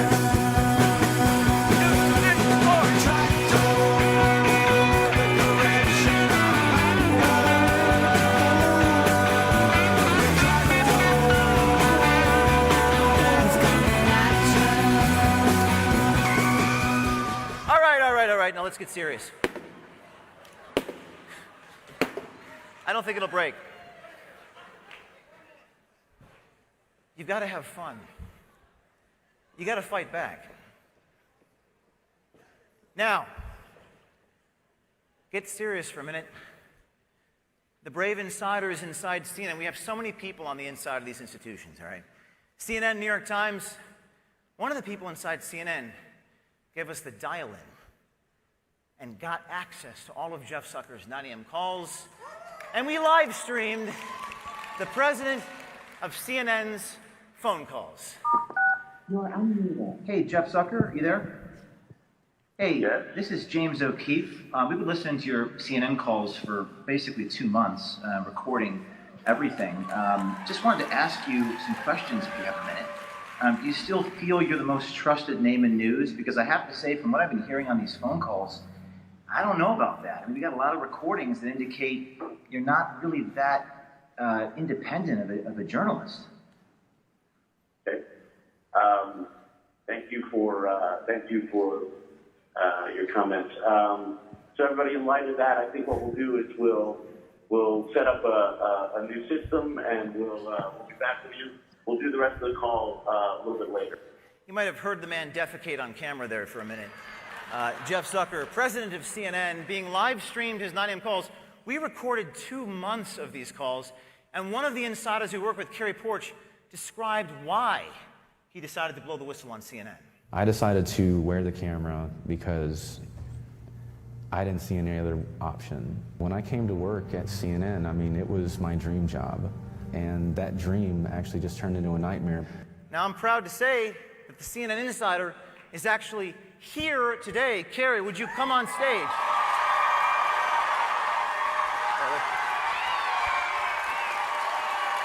How's it going, Turning Point? Thank you. James. All right. Ladies and gentlemen, I did not betray CNN. CNN betrayed me. They betrayed you. They betrayed the American people when they abandoned their journalistic mission. Now, ladies and gentlemen, and future leaders of this great republic, this moment in space and time right now is our 1776.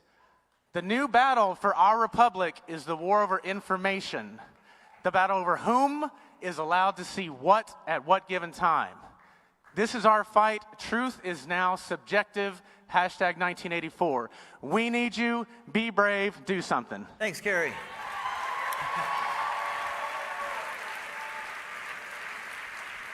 But that wasn't the only insider. Sometimes you meet men who walk amongst giants. This man, Erie, Pennsylvania, United States postal worker, contacted us and said he saw them backdate they backdated ballots before Election Day, and he blew the whistle. And I heard him say to the supervisor that they messed up yesterday. I was like, oh, what did they mess up on? And he told the supervisor that they had postmarked one of the ballots for the 4th instead of the 3rd. They actually heard them say this. Them for 3rd. And he told us they said it, and then they sent federal agents from the FBI Inspector General to coerce him to change his story. They had no interest in investigating voter fraud. They were trying to get him to change his mind, these deep state agents, and thank God Richard had a recording device in his pocket and recorded 2 hours of that meeting. Listen to this. I'm not, well, I am actually. I am trying to twist you a little bit because in that, believe it or not, your mind will kick in. I'm not scaring you, but I am scaring you. Trying to scare him, twist him. This is the manifestation of the deep state, but Richard released those recordings. I mean, he was scared. They were trying to change his story. They were grilling the hell out of me. How are you feeling right now? I'm kind of pissed. I feel like I just got played. Richard actually had to deal with the Washington Post getting leaked, something he signed. He didn't even know what he signed. They said that anonymous sources had worked with them. There's only 2 anonymous sources, the people that he recorded.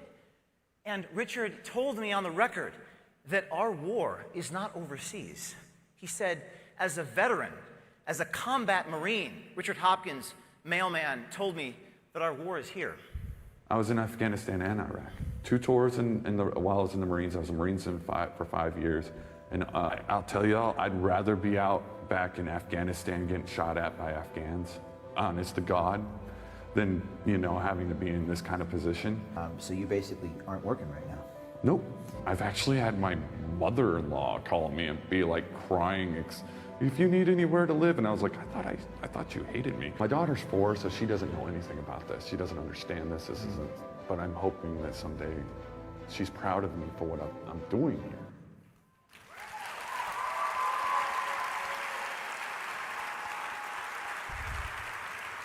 A celebrity is a big name, but a hero is a big man.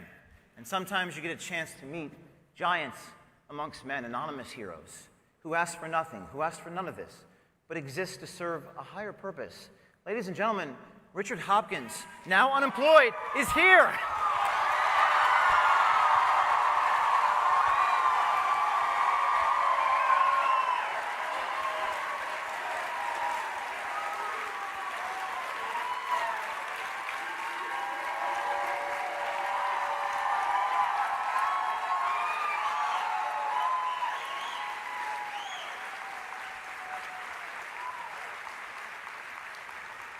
In 2007, I swore an oath to protect the Constitution from all enemies, foreign and domestic. And when I joined the post office and I began working with them, they also made me do a similar oath. So when I overheard my own postmaster breaking that oath, it disgusted me. So I felt I needed to say something. And I feel you don't even need an oath to keep, to be able to see something and say something. So if you can, if it happens for you and you see something, say it. I was in All of you could be to do this. Every one of you has a camera. Your brothers, your sisters, your cousins, your mothers, your parents, your friends can blow the whistle. You are the future. Only you will do it, not the politicians. To quote the late Maya Angelou, they can shoot us with their words. They can cut us with their eyes. They can kill us with their hatefulness. But still, like air, we rise. We rise. We rise.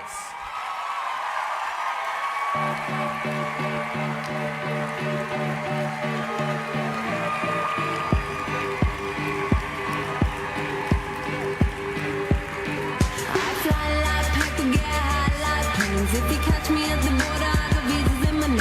If you come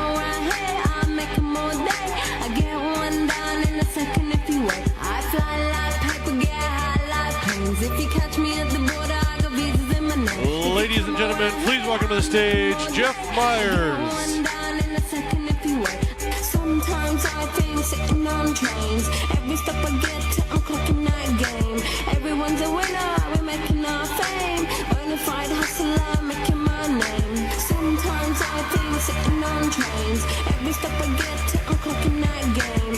Everyone's a winner, we're making our fame. Bonafide. Thank you. I know a lot of people are asking the question, how do I become a person of courage like that? My name is Dr. Jeff Meyers. I'm the president of Summit Ministries and Summit.org. Every summer I have the opportunity to invite hundreds of young adults to Manitou Springs, Colorado, this little hippie town tucked right in at the foot of Pikes Peak. And in that place, we talk about how a Christian worldview is the source of liberty and prosperity and hope, and how to embrace it and defend it so that you can become leaders. I hope that we'll have the opportunity to study together at some point. Before I did this job, however, I had the opportunity to be a professor and also to start several different businesses to help everybody from nonprofit organizations to corporations improve their ability to communicate and to lead well. I've had the opportunity to train 1 million people now in how to communicate the truth without fear, and that's what I want to talk about in about 15 minutes or so that we have today. Do you want to be the kind of person who can, even in your classes, communicate the truth without fear? There are two things you'll need to understand, but I'm going to get ready to go really fast here. Most people from Colorado speak at about 80 words a minute. I speak at about 150 with gusts up to 220 when I get excited about something. So I want you to text the word notes to 33233 to get all of the notes from this session, as well as all of the notes from the 2 workshops that I will tell you about that I'll be doing this afternoon in just a moment. Be sure you put the word notes in there, otherwise you will get a coupon from a beauty salon in New Jersey. Unless you want that, but just text the word notes, 33233. Got it? All right, I'm going to begin with a story that helps me understand the ground that we're dealing with. Several years ago, I had the opportunity to travel and speak in the city of New York. The condition was that I would have to rent a car and drive myself from location to location. This really made me nervous because I lived in a small town in Tennessee at the time. No one in my town would ever dream of blaring their horn at somebody else. In New York City, the horn is the most important part of the steering wheel. In my town, there's one highway. It's really easy to figure out where to go. In New York City, well, just look at the map. No self-respecting first grader would ever be a city planner for something like this. And yet, I was there to speak. So I got to the rental car agency and I asked the person, can you give me a map? This person assured me that if I got lost, there is a map above the passenger visor should I need it. I drove out onto the highway and immediately got lost. So I reached above the passenger visor, and you'll never guess what. There was a piece of paper, so I pulled it out and unfolded it. Believe it or not, it was a map. Unfortunately, it was not this map of New York City, it was this map, Chicago. Now, this is a beautiful map. This is a great map. Chicago makes a lot of sense. If you get lost, you take 3 right turns and you're right back where you were before. If you do that here, you'll never be found again. You see, I was not in Chicago where I could use this beautiful map. I was in New York. I needed a map that described the contours of the city in which I found myself. The problem we have today when we try to stand for truth is that our professors and the news media give us something like a Chicago map when we're trying to navigate New York. They give us a wrong perspective, a wrong worldview. Now, in my town, in my little hippie town in Colorado, when somebody has something to say, they put a bumper sticker on their car. Congress, if only they could be so simple about it. The average year in Congress, there are 200 committees and subcommittees that convene to consider 9,500 different bills, 110,000 pages that would go from the floor to the ceiling of this room and 10 feet out onto the roof. And journalists are even worse. Every day, they develop and write 350 billion words. How are we ever going to make sense of all of this? The thing I want you to understand, that if you remember nothing else from this talk, remember this. The world of ideas is like a map. Ideas flow in patterns. Nobody is neutral. Everyone has a worldview. The New York Times is not neutral.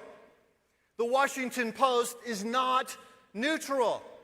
Your professor, even your favorite professor, is not neutral. And here's the problem. There are 3 dominant counterfeit worldviews today that try to intentionally disguise what they really believe to be true about the world.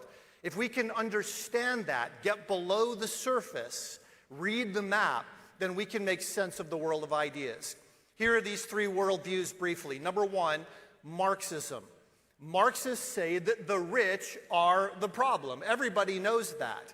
But very few people have ever asked why a Marxist would say such a thing. Here is the underlying reality after having studied this for decades.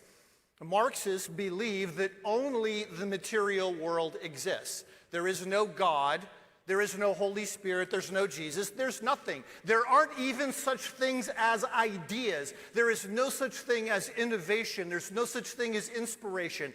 Only the material world exists. So if one person has more material wealth than someone else, it's because they stole it. And if they stole it from you, then it's not wrong to steal it back. The Marxist worldview is right out there in front. The Black Lives Matter organization co-founder said to the media, "We are trained Marxists."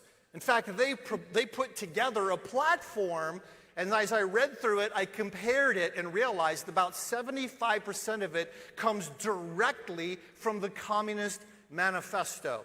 And almost no one understands how this is true. And yet, I work with a lot of church people. I work with a lot of Christians. I love this. I don't apologize for it. But I am a little bit embarrassed that 83% of Christian church-attending millennials strongly agree, or agree somewhat, that the root of society's problem is that rich people exploit the system in a way that hurts the working class. In other words, they have bought into a Marxist worldview because they have no idea that it stands completely at odds with everything they believe about God. Does this make sense so far? Second worldview, the counterfeit worldview that dominates in our world today, is secularism. Secularism says that religion is the problem. If we could just get these religious people to shut up and go back to their little homes and not give us any grief, then we could solve all of the world's problems. Well, why would a secularist say this? The secularist never proves that there is no God. The secularist assumes that there is no God and builds an entire perspective on life based on that assumption. To a secularist, with no evidence whatsoever, all God beliefs are considered to be like the tooth fairy. Several years ago, I was speaking at an event, and a lady came up to me and asked me, "Do you believe in God?" "Yes." "Do you believe that God is everywhere present?" I said, "Yes, in fact, I do." She said, "I would never teach that to my child. That's creepy." I said, "Well, I don't understand what's so creepy." And all of a sudden I realized she was talking about God from a secular viewpoint. She doesn't actually believe God exists. God is the fairy tale that she tells to her child at bedtime when the child cannot sleep. To her, the whole idea of God would be creepy if you tell the child that God is everywhere. And I understand, because to her, God is like Santa Claus. And I hate to say this just a few days before Christmas, but Santa Claus is creepy. You know what I'm saying? Santa Claus is a stalker.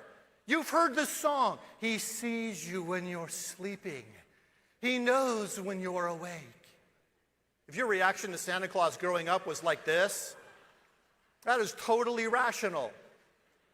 But the secularist says that's how we should react when we think about God. Secularists are foaming at the mouth at the possibility of a Joe Biden administration. In fact, a group called the Secular Democrats of America recently sent a 28-page letter of policy demands to Joe Biden. And here was their quotation in the document. Disregard for science and disdain for expertise have reached an all-time high in this administration of magical thinkers and conspiracy theorists. We believe that now is the right time to disentangle government policy from the influence of sectarian religious interests that have become dangerously entrenched at all levels of government. And yet, 63% of Christian church-attending millennials strongly agree or agree somewhat that what is morally right and wrong changes over time based on society, which is a core secularist tenet. Let's do one more. Postmodernism. Postmodernism doesn't say that the rich are the problem or that religion is the problem. Postmodernism says that anyone who claims to know the truth of any kind is the problem. That we have no access to reality. All we have are our words to describe it. And you probably have had postmodern professors. Boy, do they love to use words in the most confusing possible way, right? The famous German philosopher Martin Heidegger, who was a founder of this movement, said, in the naming, the things named are called into their thinging. Thinging, they unfold world in which things abide, and so are the abiding ones. By thinging, things carry out world. And all the people said, huh? Like, what? I don't understand exactly. And yet, it's a popular viewpoint. 60% of Christian church-attending millennials strongly agree or agree somewhat that no one can know for certain what meaning and purpose there is to life. At Summit Ministries, we make no apologies for teaching students a Judeo-Christian worldview, that through God we can know the truth and we can find freedom and prosperity. And I'm not the only one who says this.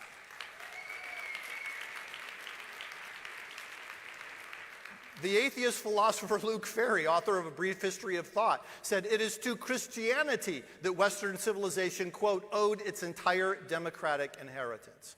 So how do you put this kind of knowledge into practice? I want to give you 5 very simple, straightforward strategies, 5 questions. So let's say you are in class and your professor says something crazy, which happens every 30 seconds, right? Consider this as a strategy. If you don't know exactly what the facts are in the situation, you could just raise your hand and say, I'm a little puzzled, and then ask a question that defines the terms. What do you mean by that? One time a guy told me, there is no God. And so I instead of disputing him, I just asked him, what do you mean by God? He said, you know, the big grandfather figure in the sky who throws lightning bolts down on people he doesn't like? I said, Zeus? No, I don't believe in Zeus either. We have some common ground here. The second thing is to dispute, and you don't even have to make a claim, you can ask a question. A question like, do you think that's the whole story? One of my professors in class one day said, students, I'm going to describe to you in one sentence the whole of Judeo-Christian history. God is a mean bully. I just raised my hand and asked, do you think that's the whole story? Well, what do you mean? I said, well, you summarized 4,000 years of history in one sentence. Do you think that's the whole story? And he said, well, of course, I'm exaggerating for effect. Well, I looked around at my classmates and realized in one instant, they began to see him as the closed-minded bully and me, the Christian, as the open-minded person. It was a complete turnabout. Here's a third question to decipher what is going on. How did you arrive at that conclusion? It's fascinating to me that people will take on a worldview and even march in the streets without having the slightest clue about why they believe what they believe. You can simply ask them about it. Fourth is to plant some doubt. How do you know that what you believe is true? It's always been a little baffling to me, but even people who say there is no such thing as truth believe that to be a true statement. Are you following what I'm saying? So if they say that, you don't have to dispute it, you can just ask, how do you know that what you believe is true? I promise you, even with prominent professors, when I have asked this question, I get fumbling and sometimes 20 or 30 seconds of silence because they have never actually considered that as a possibility.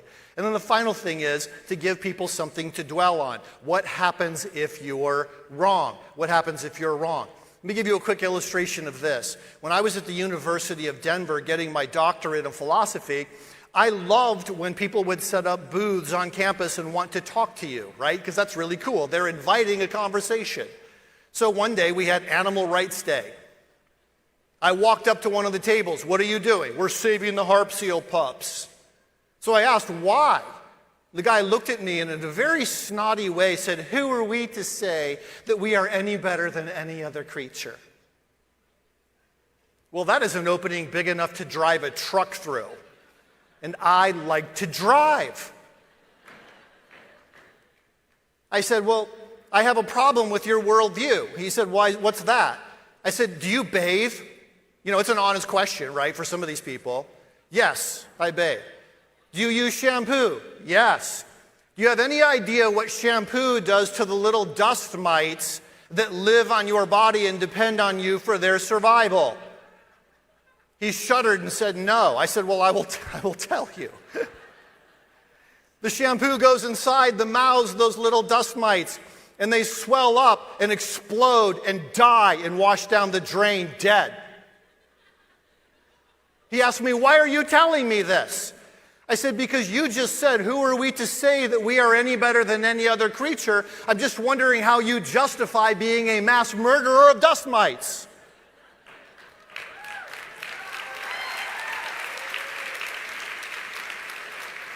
This led to a 15-minute conversation about really important things. I want to give you a little more training. If you are coming to breakout sessions this afternoon, I invite you to two. Number one, I invite you to a workshop that's going to be held at 1 o'clock called Marxism, Socialism, and Social Justice and 5 Simple Ways to Respond. We'll talk about the Marxist worldview. Then at 2 o'clock, a workshop called Jesus and Conservatism about how Christianity is responsible for liberty and justice in this country. I'm Jeff Meyers from Summit Ministries and Summit.org. Thank you so much for your time.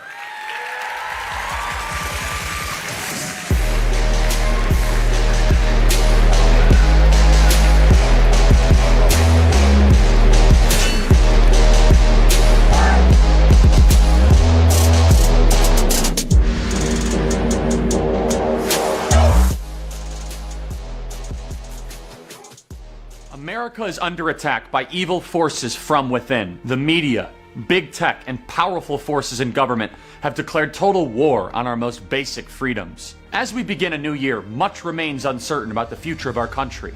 But we have a choice. We have a choice between docile acceptance of the left's new order or a chance to resist their totalitarian lies and preserve America's founding principles. That's why TPUSA is gearing up for an aggressive assault to reach more young people than ever before with an affirmative, unapologetic case for America's core identity, free markets, limited government, and individual freedom. Nearly 20,000 Americans have already joined us in supporting us in the battle of ideas, but we need you to be a part of this movement. We need you to stand with Turning Point USA as we fight the American culture war and stay on offense, reaching more young people than ever before with the case for American greatness.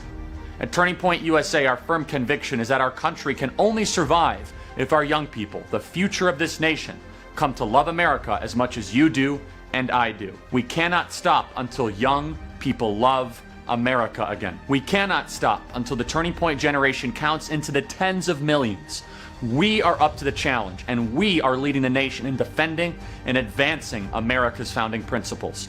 So please, right now, give a year-end tax-deductible gift at tpusa.com/donate. $50, $100, $500, maybe even $1,000. It is all matched dollar for dollar right now as we gear up to win America's culture war. We are the fighters. We need your help. Please go to tpusa.com/donate to make a year-end gift to give us the ammunition so we can win the culture war.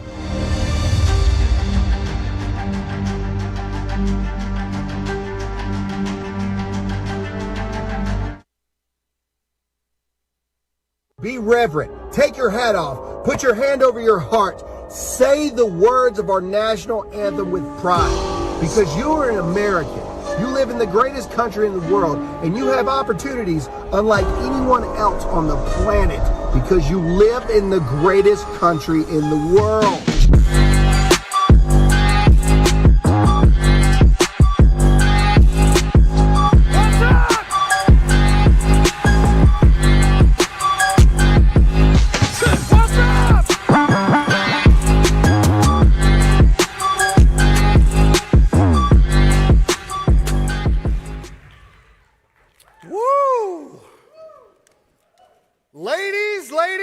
ladies.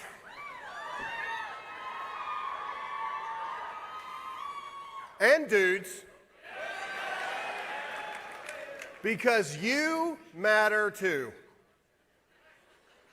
Where are my ladies at? If that's in fact what you identify as. I have to fact check that. Where are my dudes at?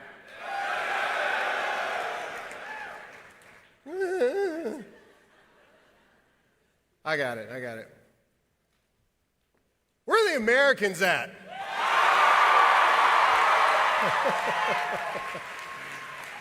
Oh man, it's been a weird year, guys. If only I had, something to talk about at all. I was trying to think about what I could come out here and tell you guys. And so I always like to start off with real breaking news. Any Fauci fans in the room at all? You mean the Sith Lord in real life? You guys don't like Fauci?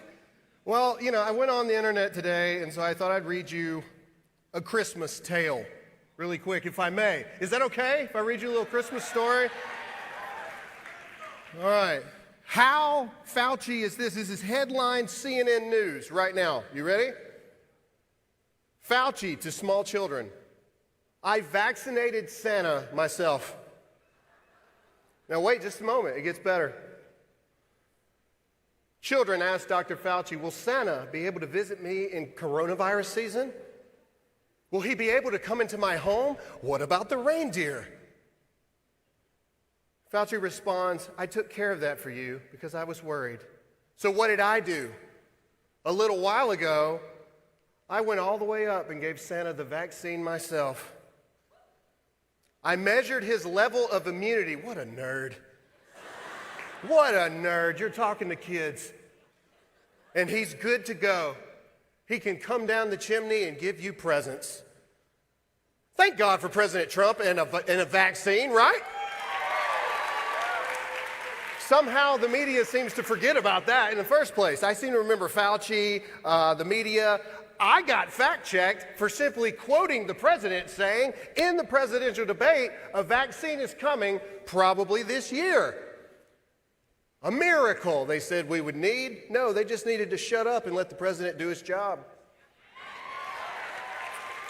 And so I started reading this article, and I always try really hard to see like the other sides of the article, not the fact that Fauci is like the Grinch who stole Christmas but never figured it out. And so I started reading this, and I thought, what kind of kid asked that question in the first place? And I started thinking about the fact of, well, the only reason a kid would ask that question is because parents, oh, by the way, breaking news, if you still believe in Santa, you might want to cover your ears for this next part. These parents have had to have conversations with their kids that maybe Santa might not be able to make it this year. Why? Why is that?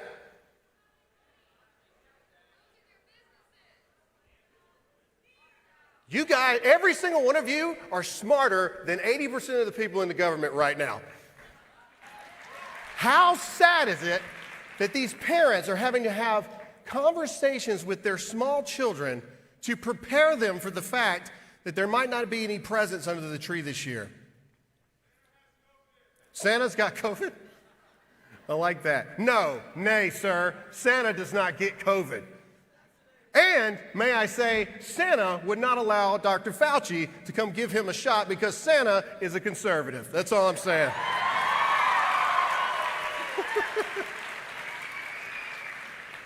So I've been thinking about all this stuff, and I was having a conversation. There was a lot of people that were outside last night, and I went out there and I talked to a lot of them.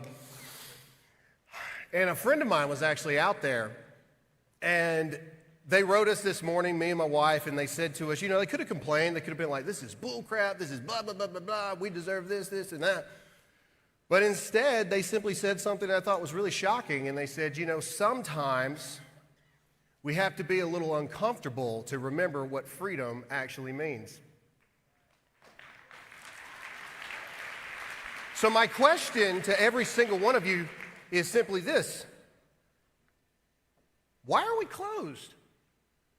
I'm serious. Why are we closed? Why? Why? Why are restaurants going out of business? Why have thousands of small businesses closed? Why are millions of Americans out of work? Why are parents having to talk to their children about Santa? It's not going to be able to come visit this year because what really is happening is because mommy and daddy do not have any work. Why in the crap are we not going to church?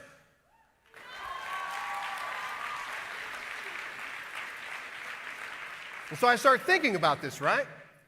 I started thinking about, why is this happening? How did this happen? Everybody ever seen that movie V for Vendetta? You ever seen that show? You ever seen that show? Man, how creepy it is what's going on right now, right?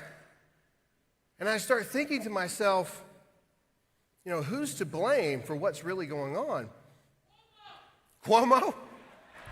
Cuomo's to blame for a lot of things. Those nipple rings are one of them, but we'll get to that in a minute. Oh, don't act like you didn't see it.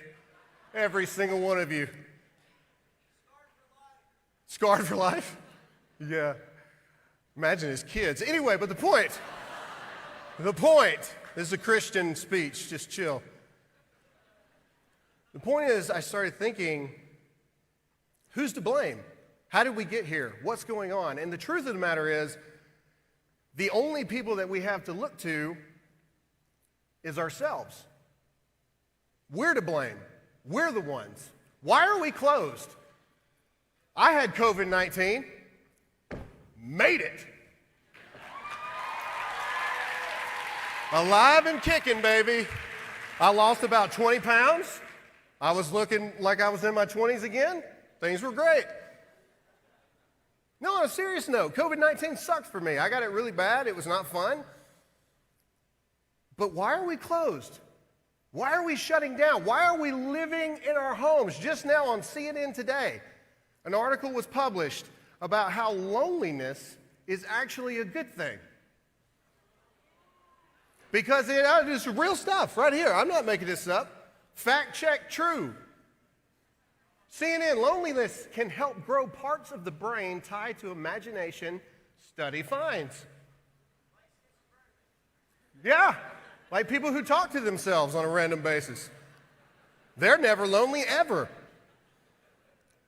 Do you see what's happening? Do you feel what's going on? Do you see what they want to happen? They are training us, or trying to train us, to believe that it's okay to become dependent, that it's okay to not be exceptional in who you are. Exceptionalism, individualism, these are all parts of democracy. The Founding Fathers, life, liberty, and the pursuit of happiness. I've studied this the past several months, the pursuit of happiness. Why would we put that in there? Why? Why would we put those words, the pursuit of happiness? It's not the guarantee of happiness. It's not the government is going to take care of you happiness. It's the pursuit of happiness. Because the Founding Fathers imagined that we would not be lazy pieces of garbage that would want the government to take care of us for the rest of our lives. No, they wanted us to be actual Americans that would stand up, want to go to work, want to pay our bills, want to have something that we could be proud of other than the fact that AOC is running her mouth again. That woman. The Lord told me not to hate anybody, but she pushes it. Every day. Every day. Who else is anybody on her hit list? I signed up. The Trump supporter hit list AOC put out, yeah? I even tried to start one of those online petitions, and it got shut down because apparently it's like against the law to start a hit list petition. I don't know, it's weird. AOC can say it, but I can't. They're attacking us in every way, shape, form, or fashion that they know how. Big tech plays a major part in this. We believe that we can be whatever we want to be, but being whatever we want to be is not in realms of accomplishment anymore. It's in realms of we don't have to accept actual laws of what is. Ellen Page made tabloids not too long ago because now she just decided one day that she was Elliot Page, a white heterosexual dude married to a lesbian, I guess. It's like a riddle. And I simply pointed out, if Ellen Page can claim that she is now a white man in love with a gay woman and not get a fact check, then I should be able to say, Biden cheated.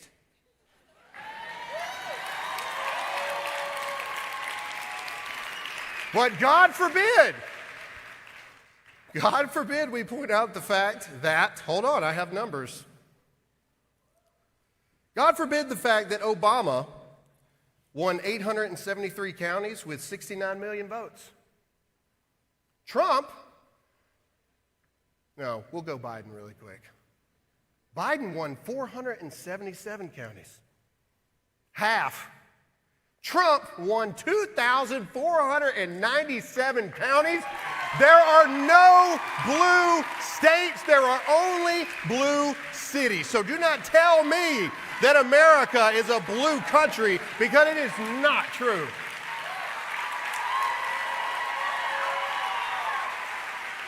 Oh, no, no, no. I got fact-checked for a meme the other day. A meme. It's the one of Biden where he was, waving to someone in the clouds. You guys seen that meme? You know what I'm talking about? Apparently he was waving at the firefighters that were turned the opposite direction, that didn't know he was there. And I love how the media is so protective of Biden. Biden, original things come out, he wins the election. You can boo for that because we all know that's not true. Yeah. There we go. And then a story comes out that the future leader of the free world has broken his ankle while playing fetch with his dog? The dog does all the work, Joe. What were you doing? And then the media covers for him, and then Biden, I love it, man. I love it. Biden comes out and he goes, no, man, that's not what happened. Maybe. No, Joe Biden comes out and says, I was naked getting out of the shower trying to grab the dog's tail. What? What kind of relationship do we have with this dog? This is some scary stuff, man, I'm telling you. I am telling you, this guy. Hey, man, I had the privilege and the honor of being able to go to many Trump rallies. Anybody ever been to a Trump rally? Good Christian people in the audience today, I see. There is no freaking way that guy won. None. This dude didn't leave his basement for months. And when he did get out, 12 people showed up. 6 of them worked for him. And this dude won? Absolutely not. I'll never forget it. I will never forget it as long as I live. Watching the election, we're set up at the Dear America studios. We're watching the elections, and I'll never forget, go home, go to bed. No more counting's going to happen tonight.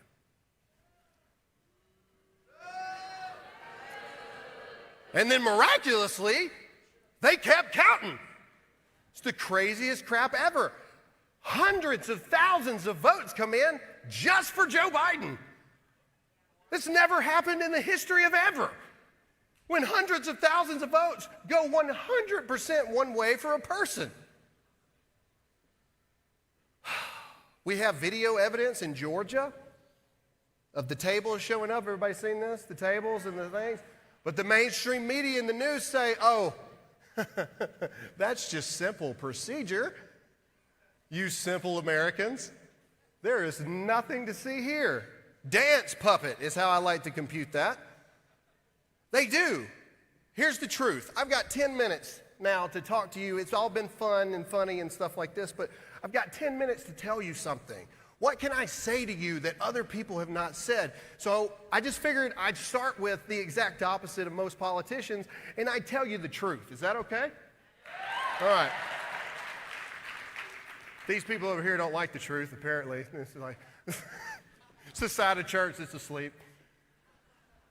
The truth is that the media, the big government, they think you're stupid. They think I'm stupid. They think that we are stupid. And worst of all, and I do mean worst of all, they think that we will not do anything about it.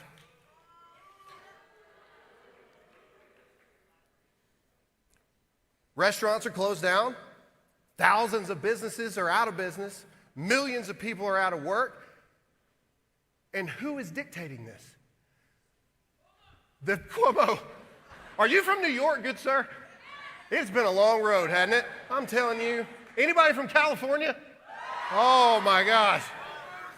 Hey, real quick, and I gotta hurry, but real quick. I did a little poll on my Twitter page, and I said, who do Californians hate worse? Gavin Newsom or the devil?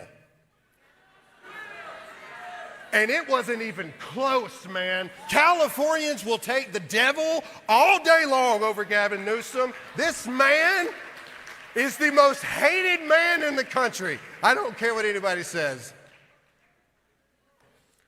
But what do? We're closed. We're closed. Where are our, I know we have some amazing pastors here, Rob McCoy, etc., but where are our real pastors that say, you don't have the authority, only God has the authority to tell us when we can worship, where we can worship, and how we're going to do it? Where are they? Where are you? We're waiting. It seems to me that the pastors with the biggest influence seem to be the ones that are more concerned about their donations and their likes on Instagram than they are for actually standing up for the Word of God and the actual rights and freedoms of the people of America.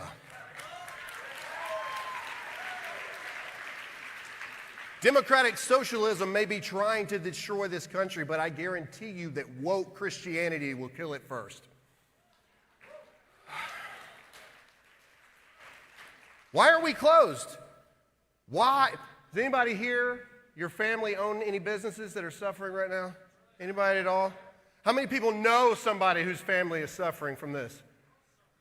We're all suffering, exactly right. But don't worry, you got another $1,200 coming 8 months later. My bills are paid, I don't know about yours. $1,200, these idiots. But that's the point, right? You have these people that were elected by us to represent us. Well, yeah, except for Joe Biden. Anyway, metaphorically speaking, for the people, or of the people, by the people, for the people, right? That means that we elect people to represent us, to do the will of us, the people. And somewhere along the way, these tyrannical dictatorship, ooh, Lord help me, I can't do it on the stage, jerks.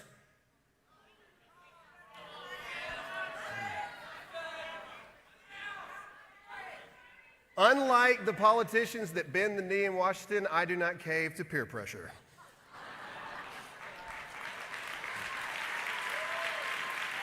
We have these tyrannical leaders that forgot that we are their boss, not the other way around.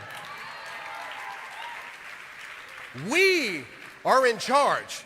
I did a little calculation the other day because, some people on the internet call me crazy and racist and all this other stuff. But I did just like a little rough estimate in my head. I'm like, I wonder how many people are actually in the government, right? Like how many people are actually employed by the government? You got the military, you got DHS, you got FBI, CIA, all this other kind of stuff. I said, maybe 2, 3, 4 million people tops that are actually employed by the U.S. government. And I got to thinking, holy crap, there's 360 million people that we know about in this country. Why are we letting these people who have never missed a paycheck, who have more money than you will ever have, who have never had to figure out how to send little Timmy off to baseball camp, tell you that you can't open your business, you can't go to the gym, you can't see your family on the holidays, you can't see your family that's dying, you can't go to church, all the while when tax season comes around, they're like, where is our money at? Why do we let these people tell us how to live our lives when we are the American people, we are the boss, we the people means us, so I say it's time that we say, make us. That's what I say.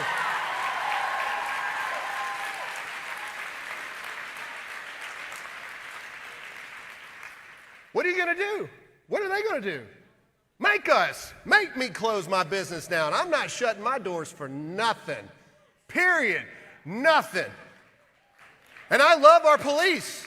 I was just privileged enough to be able to join the Reserve Sheriff's Office where I live to be able to help in our communities. I love our police, but I'm telling you right now, you're not closing down my door because I'm not going to let you.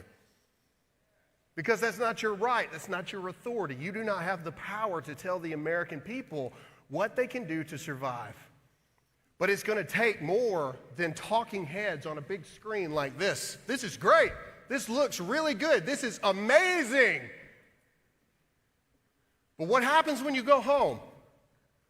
What happens when you go home to your Californias and your New Yorks? No offense, California, I'm sorry, but you know your state sucks. Anyway. What happens when you go home and you're back in the real world and people say, well, they said we got to do this and we can only have 3 family households and, you know, I've got 4 brothers and sisters, so mom and dad have to pick somebody that they don't like the best not to show up. Now, John or whatever her name is, no, they're not the favorite. What are you going to do? It's going to take more than people talking.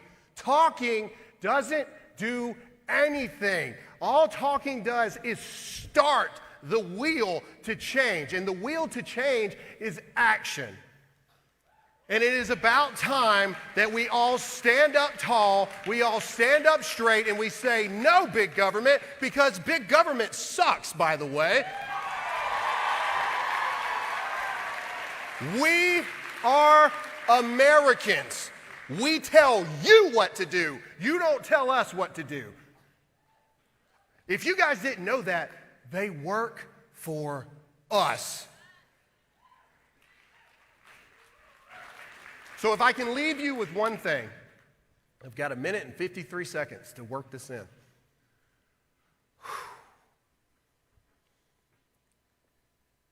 It's not over. It's not over. And I'm not talking about the election when I say that. The truth is, I don't know what's going to happen next. I know that it's going to be some crazy times ahead.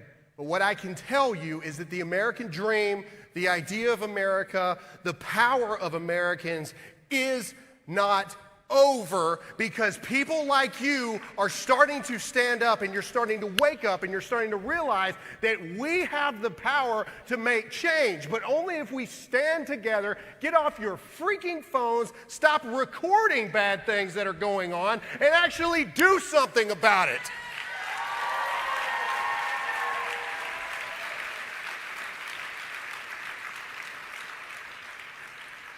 Last point.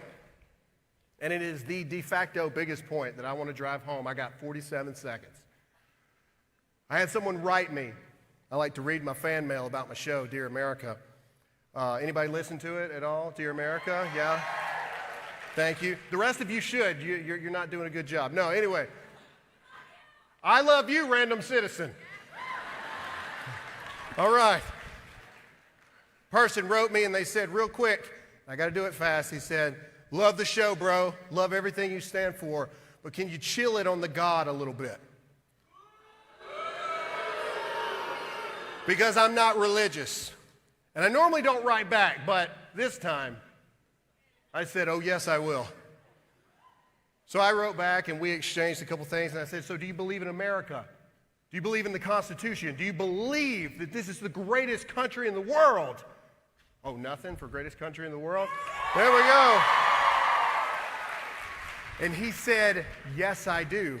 And I said, well, good sir, I hate to break this to you, but you also believe in God, because this country was founded on Judeo-Christian values. The founding fathers knew that the only way we were going to make it is if we believed in him and we followed him and we did exactly what God ordained America to be, a shining light in this world as I kill myself. And it's time that we go back to being Americans. I'm Graham Allen. Thank you guys very much.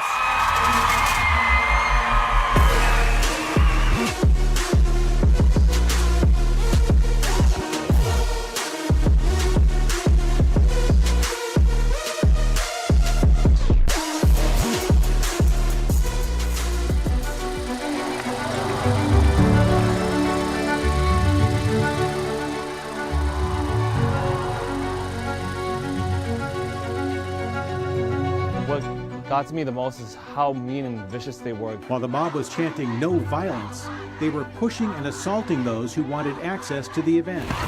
College campuses are not free speech areas. Do you understand? Obviously you don't understand. It was shocking to have a university professor tell us that we weren't allowed to have those free speech rights. I had never imagined that, me just expressing my Catholic faith would cause such a backlash and an outroar. Jack, I hope you're listening and you understand why your beliefs are so vile and wrong. Jack Denton should have never been able to hold this position in the first place with his known beliefs. The most shocking thing to me was the amount of unlawful and violent behavior that the university allowed the protesters to engage in. We're not exerting any control over the crowd. You can't allow a mob to shut down speech just because the mob disagrees with it.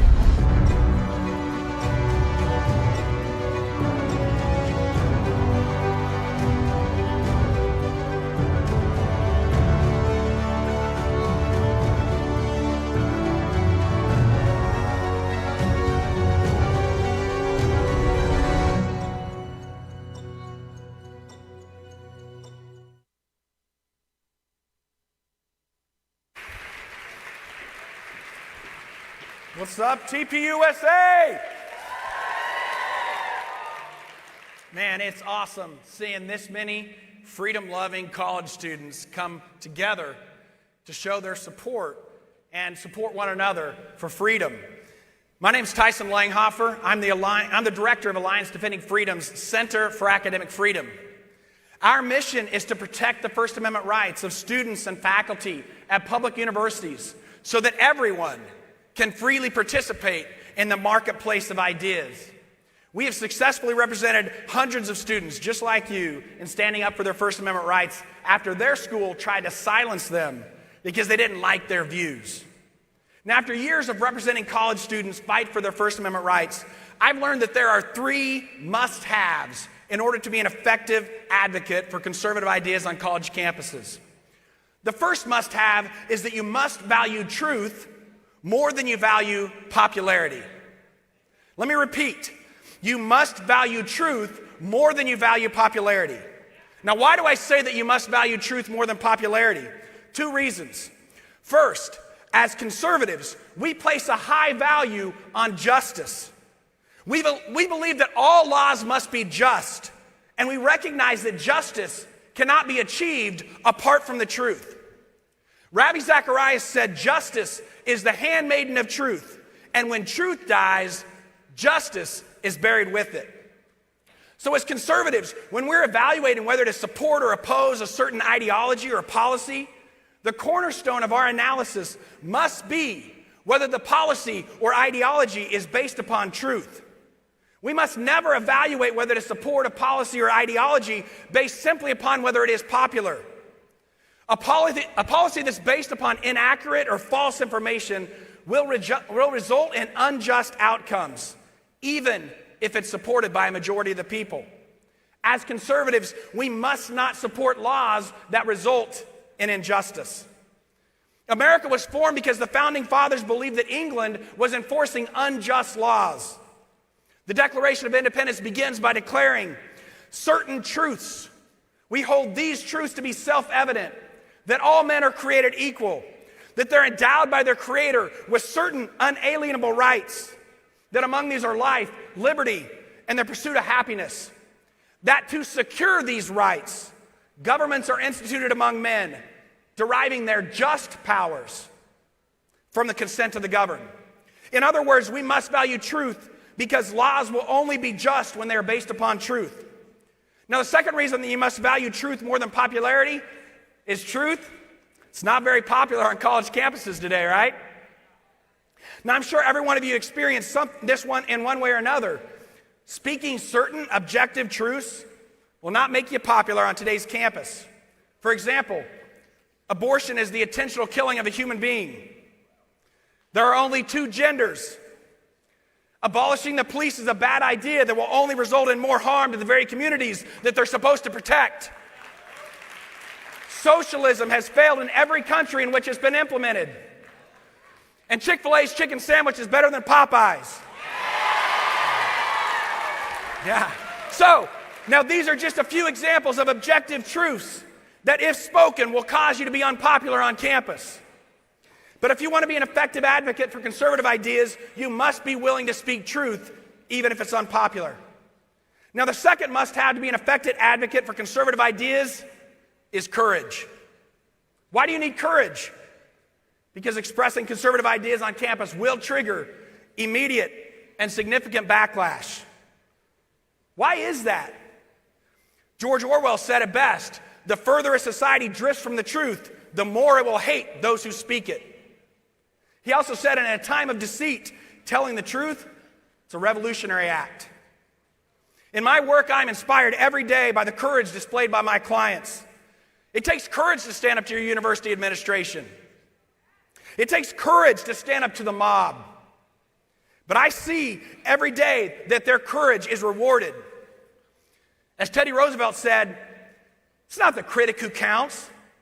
It's not the man who points out how the strong man stumbles or where the doer of deeds could have done them better. The credit belongs to the man who's actually in the arena, whose face is marred by dust and sweat and blood, who strives valiantly, who errs, who comes short again and again, because there is no effort without error and shortcoming. But who does actually strive to do the deeds, who knows great enthusiasms, the great devotions, who spends himself in a worthy cause, who at the best knows in the end the triumph of high achievement, and who at the worst, if he fails, at least he fails while daring greatly, so that his place shall never be with those cold and timid souls who neither know victory nor defeat. Now, the final must-have to be an effective advocate for conservative ideas: you need a good First Amendment lawyer. Chances are, if you're actively promoting conservative ideas on college campus, you're likely to be confronted with a situation where a college official attempts to enforce a policy that violates your rights. Now, that's where we come in. At ADF, we love partnering with TPUSA groups because you guys are out there bringing the truth every day to campus, to a dark place on campus, and they need the truth. And so we love representing you guys. At ADF, we've achieved more litigation victories for college students than any other organization in the country. We would love to help you if you ever encounter any problems.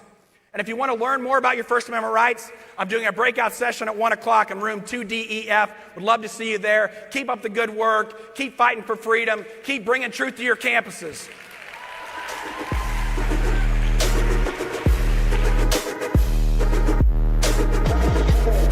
Ladies and gentlemen, please welcome former Texas State Senator Don Huffines.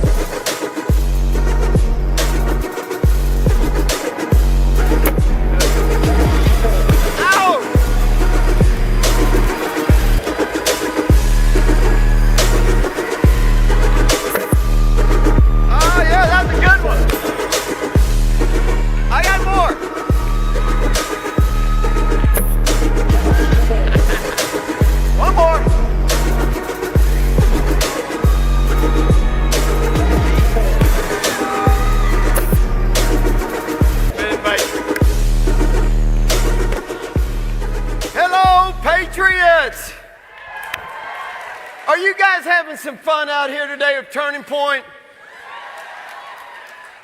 Well, I am.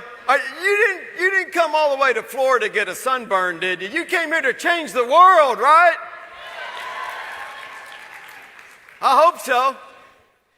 Well, let me tell you something, guys. When I was your age, I didn't have Turning Point USA to help me.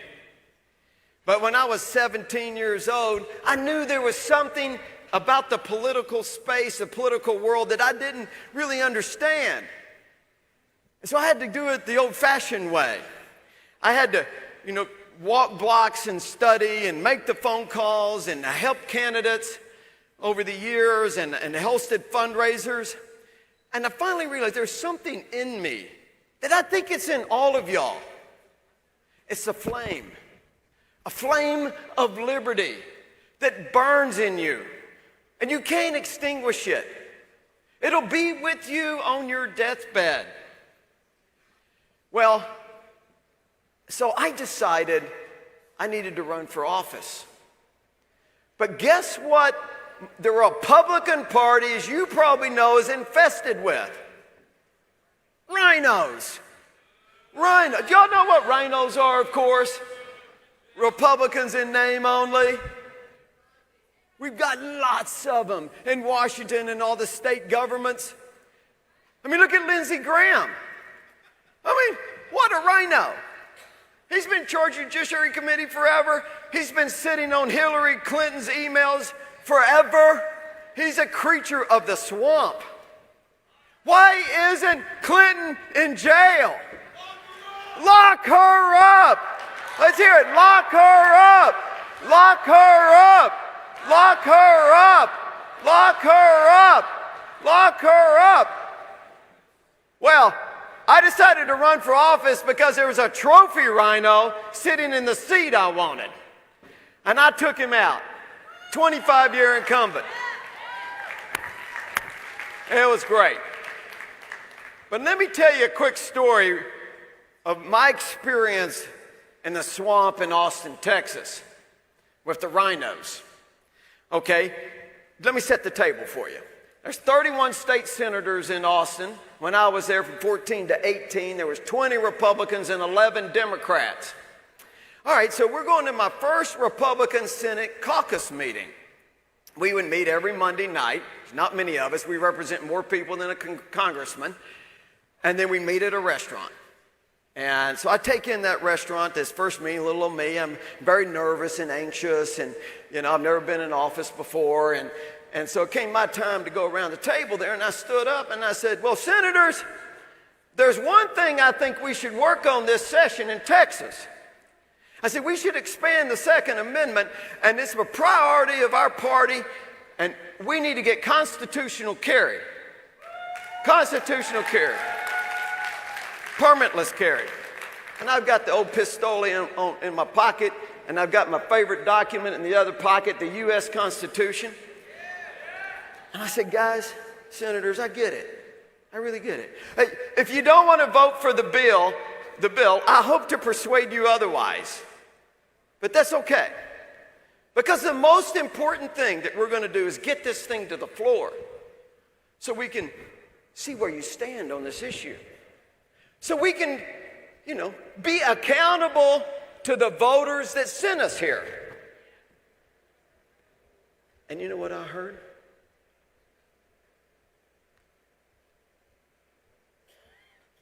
Nothing. Silence. Crickets. And then I heard a fork hit a plate. It sounded like a church bell going off. It was so loud. Then gradually, 1, 2, 3, 4 more senators got up from the table in the middle of the meal and left. Needless to say, the rest of the night was very awkward. Well, the next morning, I get a message. Senator Huffines, you need to apologize for what you said last night to the Republican Senate caucus. I said, what did I say? He said, you specifically said that you're going to hold fellow Republican senators accountable to the voters. I said, I damn sure did say that, and I damn sure not apologizing.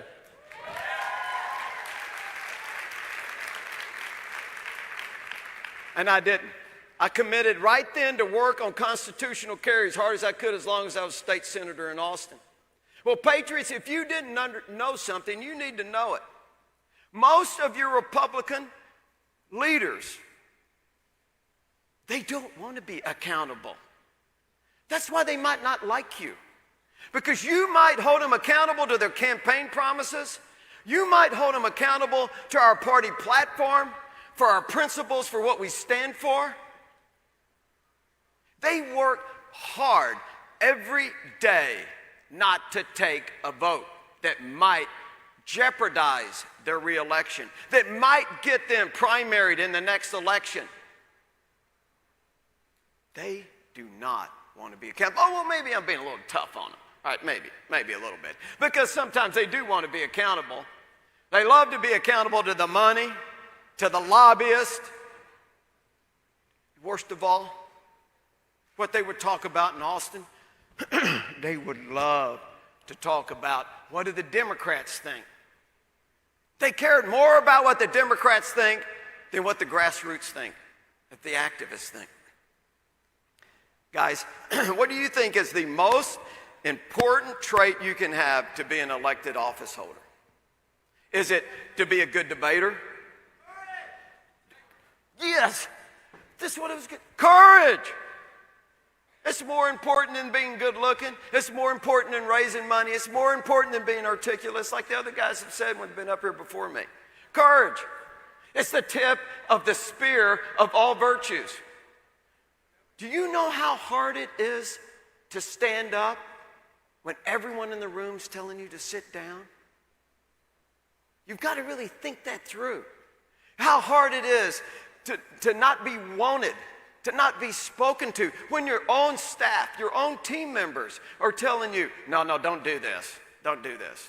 Don't get out there and just sit down, forget about it.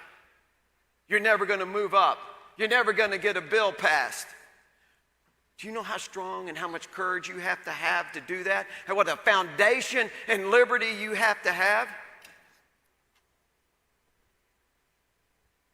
You've got it. You can do it. I mean, just look right now in our country, what a mess it is. Let's take voter fraud, for instance. Oh, people that deny voter fraud, I mean, seriously, really? Ever since the human race has had an election, the first thing you're worried about is voter fraud, from the Romans to the Greeks, whenever. Of course, there's voter fraud. If anybody denies it, like the communists on CNN, if anybody denies it, is an idiot liar, is a liar. I mean, in Texas, we've had voter fraud for decades. We've got a rhino governor, Governor Greg Abbott. He's a complete rhino. He's never done anything for voter fraud. 30 years he's been in office. He doesn't even mention it. But look, how many people have been convicted of voter fraud in the United States? I mean, there's hardly anybody. But look at the shitholes that have cheated us. Philadelphia, Milwaukee, right? Pittsburgh, Atlanta. No offense if you're from there. But these are areas controlled by Democrats. Okay, so let's think this through. Well, to be arrested, you got to have a policeman arrest you who's part of the police union, which is mainly all Democrats. You've got to get a district attorney to indict you who is elected Democrat. Now you've got to get a judge in front of a judge who's an elected Democrat. And now you get to go in front of a jury of the peers in that county who are almost all Democrats, and they all participated in the voter fraud. So what's the chances of being convicted of voter fraud in those counties, those cities? It's a zero. There's no accountability. There's no recourse at all. And people wonder why we're cheated. Of course they're going to cheat. Why wouldn't they cheat? They stole the election. They stole it. Well, look at, let's take a gander. Well, just look how they handled the Wuhan virus. All the Republican governors, there's maybe 2, the state's exception. My governor, Greg Abbott, Rhino, he shut us all down. Destroyed thousands, millions of jobs in one day. He destroyed and shredded, as everyone did, the Constitution. The Constitution doesn't say anything about being able to be suspended. He put millions, as all these governors did. These are Republican governors. These are rhinos. Put millions of people now are dependent in wards of the state. They're dependent on the government. They don't have any money. They don't have a job. If that isn't bad enough, now we got the Democrats to worry about. Socialism. Socialism always leads to communism, to tyranny. Stalin is a socialist in the Socialist Party. Hitler was part of the Socialist Party. Lenin started the Socialist Party. It always leads to tyranny. And the horrors, as you guys know, are unimaginable. Unimaginable. What are you going to do when they come for you? What are you going to do? Well, guess what? They might not come for you, but they'll come for your neighbor. They'll come for your children, your mother, your father, your husband, your wife. Then they'll come for you.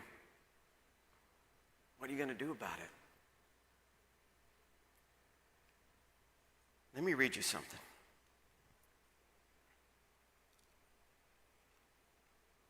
Revelations 3:15. I know your deeds. You're neither cold nor hot. How I wish you were one or the other.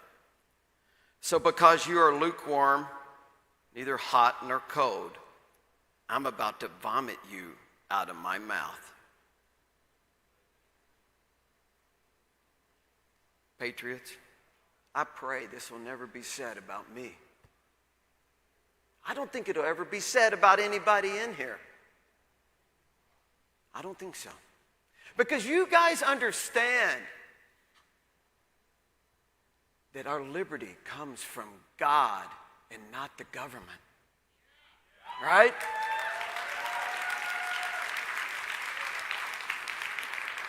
The Democrats work very hard to replace God with government. You understand that we don't swear an allegiance to a king or a queen or to the military or to a president. We swear an allegiance to this little document right here, the Constitution of the United States, as an elected office holder. Our founders understood that. That's why they wrote this. It's one of the most significant things that why they wrote the Constitution was to protect your God-given liberty. Because they knew that the biggest threat to that was the very government they were creating. Let me ask you a question. What is the proper role of government? What is the proper role of government? That's close. It's always to defend your God-given liberty. I want you to ask every candidate that you ever come in contact with that question. Ask them, what is the proper role of government? First and foremost. And it's always to defend your God-given liberty. And if they don't agree with that, you need to educate them. And if they don't believe it, you need to run away from them. Because that is the foundation of who we are. I'm very excited about the future, though, when I look out here. I really am. I see great young patriots. And you know what's inside you? The same thing that was inside me a long time ago. The flame of liberty. It's never going to go out. You're going to use it. Awaken! Awaken your friends and your family and your neighbors. Awaken them to the power of the individual. Awaken them from their slumber of ignorance, complacency. And you got to awaken them into how great our country can be, how prosperous when we're free. When you cut the chains of government, when you hear that chain hit the floor instead of forging more links, that's when you know we're making progress. Patriots, I know you didn't come here all the way to Florida to get a sunburn, right? You came here to make a difference. I need you to make a difference. Our country needs you to make a difference. Do you believe in liberty? Do you? Do you believe in freedom? Do you believe in the USA? Well, stand up if you guys are ready to fight for the USA and our Constitution. Let's hear it. USA! USA! USA! USA! USA! Patriots, our greatest days are yet to dawn. They are coming. Your time is coming. It's coming now because of who and what you are. God bless you. God bless Turning Point for liberty, prosperity, and virtue always. Thank you very much.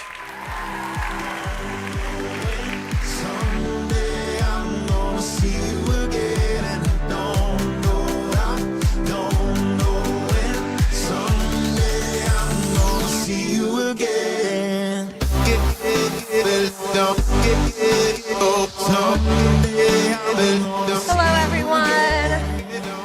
Just have a few quick announcements. Per the convention center, we do have to empty out this room for lunch and breakout, which does start right now. Lunch will be available.